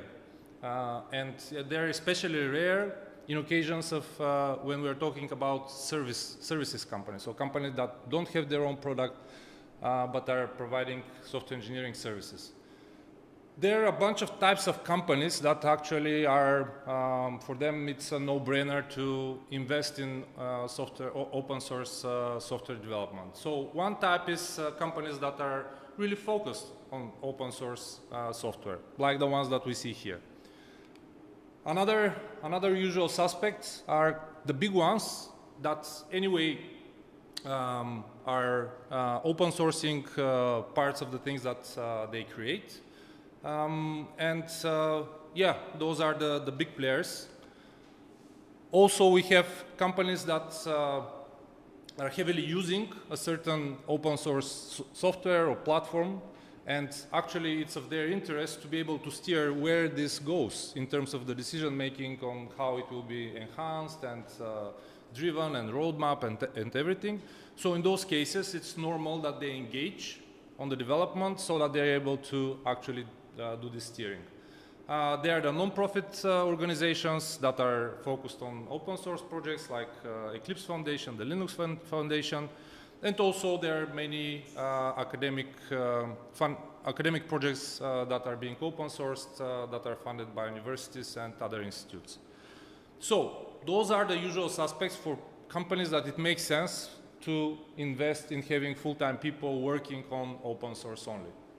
What if your company doesn't fit? What if it's you don't fit into any of those profiles? How can it happen? So how can it happen so that you, in your company, it makes sense and it actually you actually have a team working on open source? For a company that is there for making money and being successful, why do they do something that will cost money? Most of the time because there is a business reason behind it. So the question is, how do you find in such non-trivial cases the business reason for actually this to be meaningful for the company? So how can it happen? First of all, you need to come up with a business case. So imagine about it, come up with it, and make something that in the short, mid, and long term would make business sense. Second, you need to gather feedback and supporters. So hear opinion of people around you within the company and fine-tune your idea. Then you need to pitch it to the decision makers or the budget owners. If it's a smaller company, it could be the CEO. If it's a company that is bigger, it might be your direct manager. Pitch it to them convince them that it makes sense, and then start small, start experimenting with this, with a trial phase, make sure that in the beginning it's successful, and then get the go for the long-term initiative. When the initial phase is over or the trial phase is over and you have positive results, then you need to maintain it in a sustainable way. So I would say this is common sense. For anything that you want your company to do as an initiative, more or less you need to do something like this. So it doesn't really relate to open source software engineering. So I will tell you our story, actually how we did it, so that you can visualize how this plan can be implemented with a specific scenario. So a little bit about Musalasoft. So Musalasoft is a company that has been around for more than 20 years now, founded in Sofia in the year 2000. Currently we are more than 700 experts with delivery locations in Bulgaria, Macedonia, and Egypt. We do a lot of stuff in emerging technologies, so we are early adopters of AI, big data, IoT, specifically smart home, augmented reality, virtual reality, robotics, and the likes. And in terms of development, the core capacity that we have in terms of delivery is Java and .NET. Also with a lot of front-end, mobile, data and analytics, etc. Our target markets in terms of clients are European Union and North America. And the three verticals where we mostly work in terms of clients are telecom, banking and financial services, and automotives. And we work for big clients like the logos that you see on the right side. And we work for them long-term. So the average duration of a relation with our current top 10 clients, where we have IBM, VMware, SAP, Commerzbank, Volkswagen, and the likes, currently is more than 9 years. So you can imagine we have clients that we've been serving for 15 years, for 10 years, for 6 years. And it's not like 15 years ago we did one project, then 10 years ago second, now third. No, we started 15 years ago, never stopped till now. So this is the profile of our company. What we are not building and selling our own products. So we are a services company. We are not providing services around a specific open source platform. So we are vendor agnostic. We use both commercial and open source platforms, but we are not specializing in anything. So it's not like we have an inclination about this or that open source tool. There is no open source tool that we are particularly dependent on. Like it's a core tool that we use in our everyday business. So it's really important that that tool for us, so that it makes sense to maybe contribute also there. No, nothing like this. We are a services company. In terms of tooling, we work with myriad of tools because usually you need to adapt to your client's preferences. And yeah, we are not a really big company. Like currently we're 700 plus people. When this initiative happened, we were more than 400 people. So, then what was the context within which we actually initiated the idea, which was initiated by my colleague that you see, Martin Momov, who is Director Delivery in the company. The things that combined this context that allowed this to happen were our focus and our strong experience and business with smart home and IoT. So we do a lot of stuff with IoT, we do a lot of stuff with smart home projects. Back then, Deutsche Telekom Smart Home was the biggest project that we had. So we had something like a team of, I don't know, 60 plus people for more than 6 years, and we were a core part of the initiative. And we also, as a company, invest a lot in people. So we are very well positioned with universities. We get early, let's say, guys that are out of the university or with small experience, small amount of experience, and we build them with internal initiatives, putting them on projects, etc. So this thing on the left side is the context that somehow combined in the head of my colleague Martin, and then I'm just copying here the slide that I showed you, what we are, and then we'll highlight the things that actually got together with an open source initiative that involved this. So there was an open source initiative, an open source project that actually related to a significant part of the strategic targets and the strategic let's say, goals of the company. So it was a project that related to IoT, to smart home. It was mostly Java. It was mostly focused and supported by people in the European Union. And also it was used and it related to two of the core industries that we were serving, telecom and automotive. And in addition, it was a big and active project, so an active open source project with significant significant contributions and usage. It was in a tech area that fitted really well with us, so Java and OSGI. So back then, quite dependent on the smart home things that we've been doing were on OSGI. And to the thing that we were looking to find alternative ways, effective ways to train new people in the company that are either not experienced, so not experienced developers, or developers that have experience but don't have experience in this area of smart home and IoT specifically, which was a target area for growth of our business. And then we came up with, Martin came up with this idea. Why don't we actually gather a team of people, put them on create a team, and have this team start contributing full-time on an open source project that actually combines those things that are strategically interesting to us. And one goal to be to build those people. If they are early in their career, they will have core development skills built. Second, if they are experienced and at the moment they don't have a project, we can put them for a few months on this one and actually prepare them for getting into one of our IoT projects or in our smart home project. So those things started emerging in his head. We had a discussion and we went to our CEO to convince him to invest in this initiative. As I said, it's aligned with quite a few of the strategic areas of the company. We positioned it as an enabler for professional development, as I explained. And also, this was a way to add one more project of this type to our portfolio.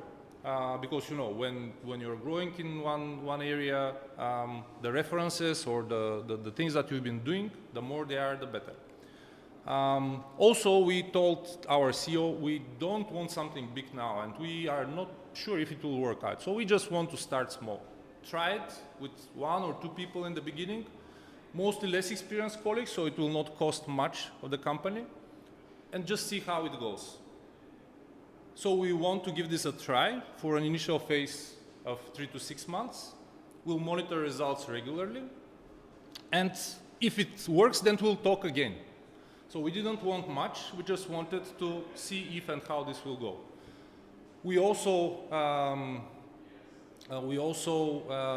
mentioned that this will help a lot with our employer branding because, you know, with companies trying to hire people and in general developers being happy for working on open source projects, putting this additional detail about our company, that our company is actually actively supporting with full-time team an open source project would have definitely benefited our recruitment efforts. And also, without any specific expectations, we said it could be also an enabler for getting new business because we will have exposure to other companies that are doing, that are working on this open source project as supporters. There's no way that we don't get networking with them, and most probably if there is a fit, we could have also new business. So with describing all those benefits, we actually convinced our CEO to give this a try. So to invest with starting with this initiative. So the project itself is OpenHub. So OpenHub is an open source smart home system. And back then when we started, it was also closely related to Eclipse Smart Home. So Eclipse Foundation's smart home platform. So it's about home automation, open source software, one of the most popular around the world, let's say top 3, vendor and technology agnostic, outdated data, but back then it had more than 16 1,000 registered users, and the My Open Hub service was used by more than 2,000, and the foundation that was behind it, so the organization that was driving its progress, was founded in 2016. It had individual, like tens, back then it had tens of individual members. Currently, I believe there are more than 100, or even more than that. Currently, there are 13 companies. One of them is Musalasoft that are backing the foundation, one university, and also one research center. It is focused on advancing open source in general, smart home, and specifically Open Hub. So it's a foundation, the organization that stands behind this project. As I said, quite active and significant in terms of backers of the initiative. The Open Hub platform itself, the smart home platform that I'm talking about, is really widely used for research by academics. They're doing research projects on top of it. People are doing bachelor's, master's, and even PhD theses using the platform. Of course, not dependent, because of this, there are also articles and conference papers. So it is well used, well recognized as a tool for actually experimenting and doing research for smart home. Different topics of research: home automation, smart city, and etc. Eclipse Smart Home, I will not get into details, but yeah, as you know, one of the big open source, so Eclipse Smart Home was an initiative within the Eclipse Foundation, and it was an open source framework, again, related, as I said, to Open Hub and IoT. And Eclipse Foundation, which I made a mistake and start talking about, is, as you know, one of the big few worldwide known foundations that are backing open source software. So we had the confirmation by our CEO, okay, give this a try. So what did we do after that? So it started in April 2016, and in the beginning we started with one full-time developer only and one senior developer that was mentoring him part-time. Then in a couple of months, we got to 3 developers full-time, mostly, let's say, upper juniors, so people with some development experience already, something like a year and a half, 2 years, with no experience with IoT. Plus, again, one senior developer. And then, for your information, I will continue with details of the story, but we were maintaining for almost 3 years something between 3 and 5 developers, full-time developers at any moment, and one senior guy that was leading. Scrum team with all the proper issue tracking and planning and everything. Here you can see in 1 year after we started, those are the people. This colleague that is down is the colleague Mitko Ivanov, who was leading on our side and supporting the initiative. And you see people that were by this moment either part of the initiative, part of the open source team, or they were alumni. We're there for, let's say, 4, 5, 6 months, and after that they left. So I believe that this thing that we did is a win-win-win situation. So win for the community and the project, the team and the company. And I'll give you my reasoning about that. What's the impact that we made on the project? So just within a year and something, we created a static code analysis tool for the project. So there are a lot of integrations that are being implemented for this smart home platform. And all those integrations need to follow strict rules of how they are developed. So because otherwise they might break the software that they will be running on. So this is why it's a tedious work for people to go and check a lot of stuff for every integration that is being contributed by somebody. On the other hand, the rules are clear, and there was a way to actually create a specific static code analysis tool that can just eliminate this tedious work from the contributors and the supporters. We engage with forgotten tasks, tasks that, I don't know how many of you are working on open source projects, but with almost any open source project, there are things that have been waiting for a long time to happen.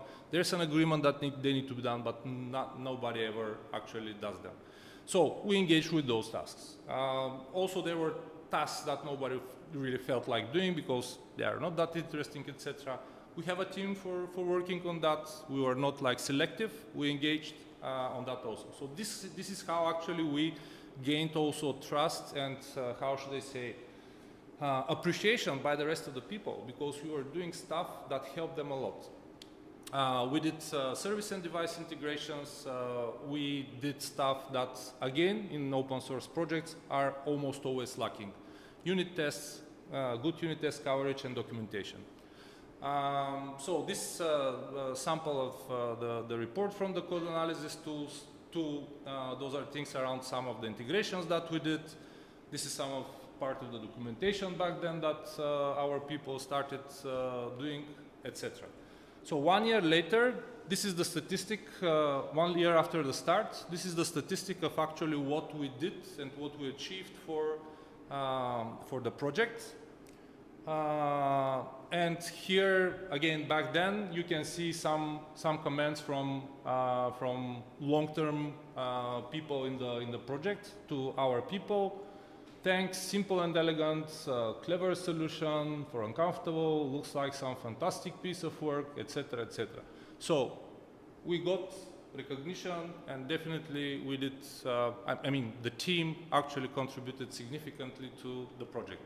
So to me, the first bullet is ticked. It was definitely a win for the community and the project. So let's look at the team. So back then, as I said, this is how the team looked like on the first side, on the first row, and the second row, people that actually went to the team, stayed for something like 3 to 6 months, and then moved on with their next project. We asked all of the people 3 questions before preparing this presentation, which originated a few years ago. And first question was, how do you feel about being part of the open source team? Amazing experience, very interesting, heart and inspiring. The best place to be for an embarrassed junior like me, motivated each day, professionals from all over the world, giving feedback and having them grow. I learned a lot from them. Just we'll stay on this one for a second. It's totally different, especially if you're early in your career, if you're working in a team and you're gathering feedback from people around you. And it's a different story if your code goes public and you actually get, how should I say, detailed reviews by people that are from all different backgrounds and with usually long-term experience. So we believe that this really elevated the effectiveness of our junior colleagues growing within this initiative.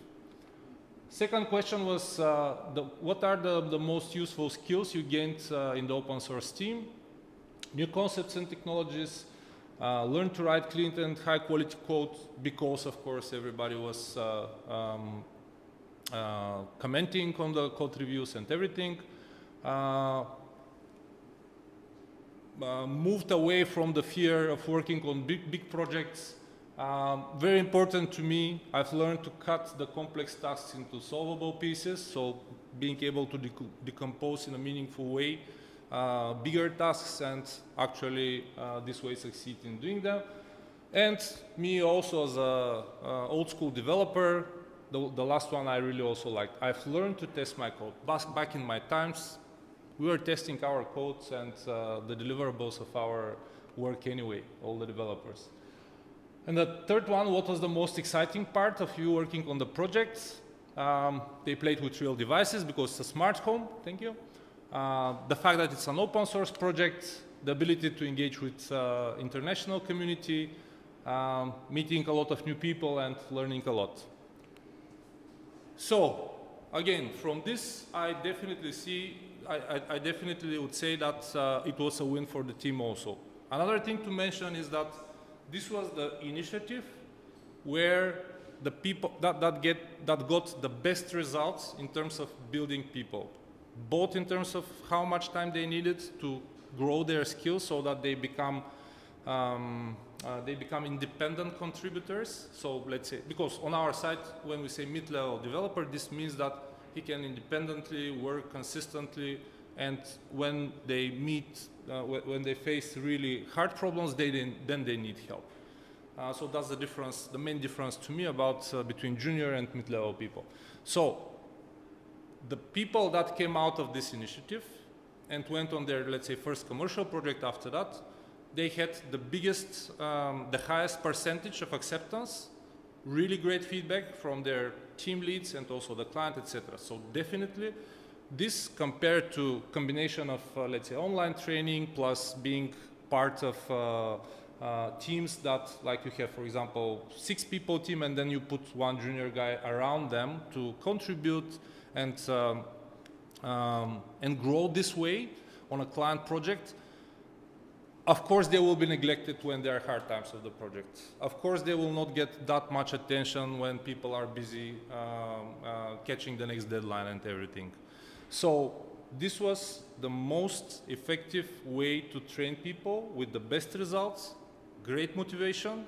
The word spread around the company. We used it, of course, to popularize this also publicly, to spread the news publicly. And also other people that were around then were also, as I said, really happy that actually Musala is doing something like this.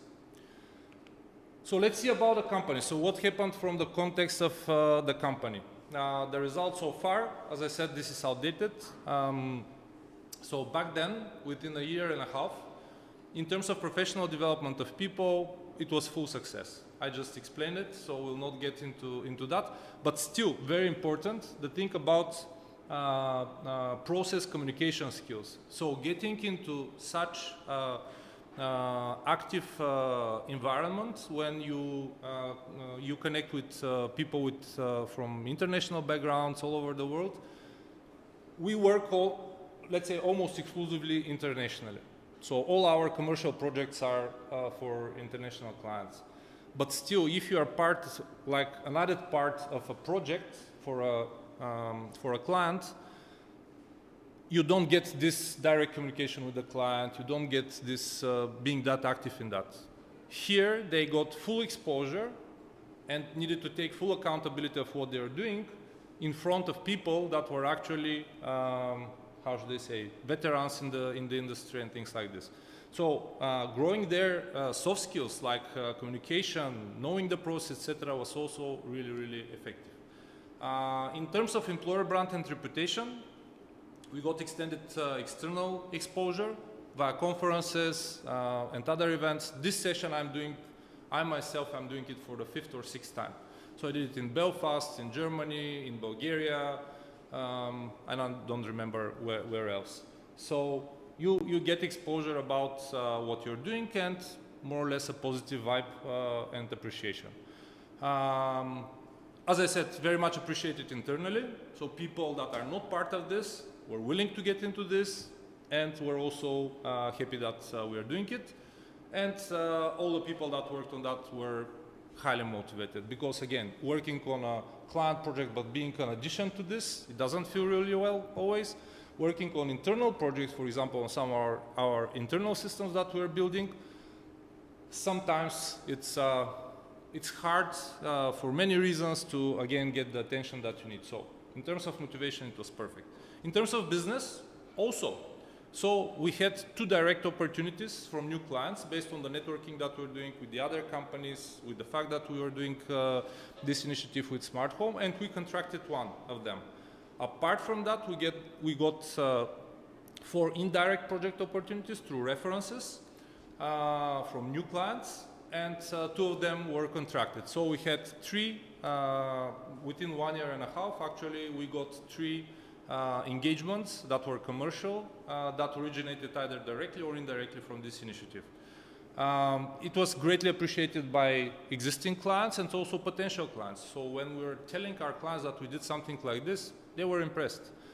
Potential clients when it's just part of the whole, let's say, introduction or presentation, especially if it's in the topic of IoT, it's again something that makes a really good impression. So it helped from this perspective. Also, it definitely helped us broaden the expertise and capacity that we had in this area. You saw how many people were within a year and a half. We kept it like for 3 years. And yeah, the extended exposure now from the perspective of business development and sales. So we managed to do it really a win-win-win. So it was a win for the community and project. I showed you within 1 year what were the results. The team, both the specific people that went through this initiative and also the rest of the colleagues in the company, and the company from the pure business perspective. So I would say yes, it's a win-win-win. We managed to do it. So how you can try this in your company? So strategically, you need to put yourself in the shoes of your management. So consider what are the key priorities for them, what are the pain points, what are the important things, and try to relate something within such an initiative to those key points. So in order to convince them, it should be something like a business case, just like I said. Come up with an open source initiative that makes sense in the long term for the company. So choose a project, choose an initiative that actually will fit in the long term. Like we chose smart home and IoT. At the moment, for 11 years already, we are very active in this area. And it will continue to be like this. So choose something that will fit the strategic long-term goals and focus of your company. Yeah, as many as possible of the goals. So it can be like type of system, like for example smart home. Then technologies, is it with the technologies that you are moving forward? In terms of geography, because sometimes open source projects are kind of focused in certain geographies. Are those geographies your target geographies, no matter if it's for people or if it's for business? So think about it holistically. As many parts of the strategy of the company, if you can relate to them with this initiative, it would be a good fit. And then also, very important, try to align this initiative with the non-technical people from management that are like talent development, sales, operations, and PR. Just go to them, ask them what they think. So go to them and don't ask them what they think. Tell them that you have this idea and ask for their advice. So people, if you ask them what they think, some guys will tell you that's not a good idea or whatever. But if you not just make them feel, but you really want their advice, they engage. And they will consider, okay, from the PR perspective, yes, it's a good thing because I will be able to do at least, let's say, two press releases, or we can do at least 4 articles for our blog and LinkedIn posts or whatever this year. And you will start hearing things that you can incorporate in your reasoning to the CEO. Start small, as I said. Don't ask for, okay, now we'll make the big thing, 5 people focused on that. No, start small. And don't ask for an initiative, ask for a trial. So ask for something that is very limited. Instead of getting a commitment for something long-term, ask for a small commitment. You do your job, you walk the extra mile to make sure that within those 2-3 months it is successful, and then move on. Based on what you put as expected goals that you decide that you expect and kind of commit to work on, keep this, and on a weekly and monthly basis track and measure your progress. And talk once a month to the person that actually allowed for this to happen or committed the budget, and provide them candid feedback. Like, don't exaggerate, but just directly say what the situation is. And treat it from your perspective as a long-term initiative for day one, even though you have a commitment for, let's say, 2 months or 3 months or something like this. If you consider that it's something long-term internally, as somebody that is doing it, then your attention to it and your efforts are different. So I'm almost out of time, so I'll just quickly go through this. So this is strategically, and then in terms of plan, do an analysis based on the strategic points that you did, and shape a plan. Choose a few projects that could be good candidates. As I said, based on the feedback, actually adapt the plan that you're having. Like what I'm saying here is that not come up with something and directly go and try to pitch it to management. Come up with something, talk to people, get additional ideas. Some people will tell you valuable feedback that you can incorporate or fix things. And then describe this whole thing, show the relation to the strategic goals. So I'm doing this and I believe this will help with that, this will help with that. Come up with the idea about the direct and indirect benefits that you expect. And also do a good estimation of the expected costs. Don't try to depreciate because costs are important. Instead of trying to depreciate them, just show your commitment about achieving valuable benefits, be it direct or indirect. Create initial plan, pitch the idea, don't get discouraged if it doesn't get supported from the first time, polish it, try again, and then always, as I said, strategic and have idea about the big picture. So I'm finishing. Then when you have a confirmation, have a project champion, somebody that will drive the initiative, so somebody that will burn inside to do this. Then do the initial period, 2-3 months, make sure that it's successful, so you tick at least half of the things that you expected to be there. The third bullet here is all in red, because, as I said, work hard on the side project tasks, like tracking, the non-technical benefits, the things with HR and PR and etc., so that you reap the benefits from this perspective also. Communicate internally and externally newsworthy stories about this, and regularly track actually the project spend, so actually how much it costs, and report it to the decision makers. So what's next? Try it for your own. If you happen to be in a similar situation, it might not be a services company, it might be another thing, but it's just, I hope I managed to convince you that a company that, if you look it from the side, it doesn't make any sense to do something like this, can actually do it and keep it for years, to have a full-time, dedicated, open source team contributing to an open source project. Thank you for your attention.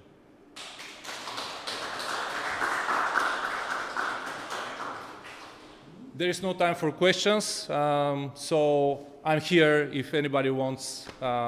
It's the last session, so I hope you enjoyed the conference, and wishing you all the best. Those are my contacts. If anybody wants to connect, please do. And yeah, I'm here to communicate if you wish. Thank you.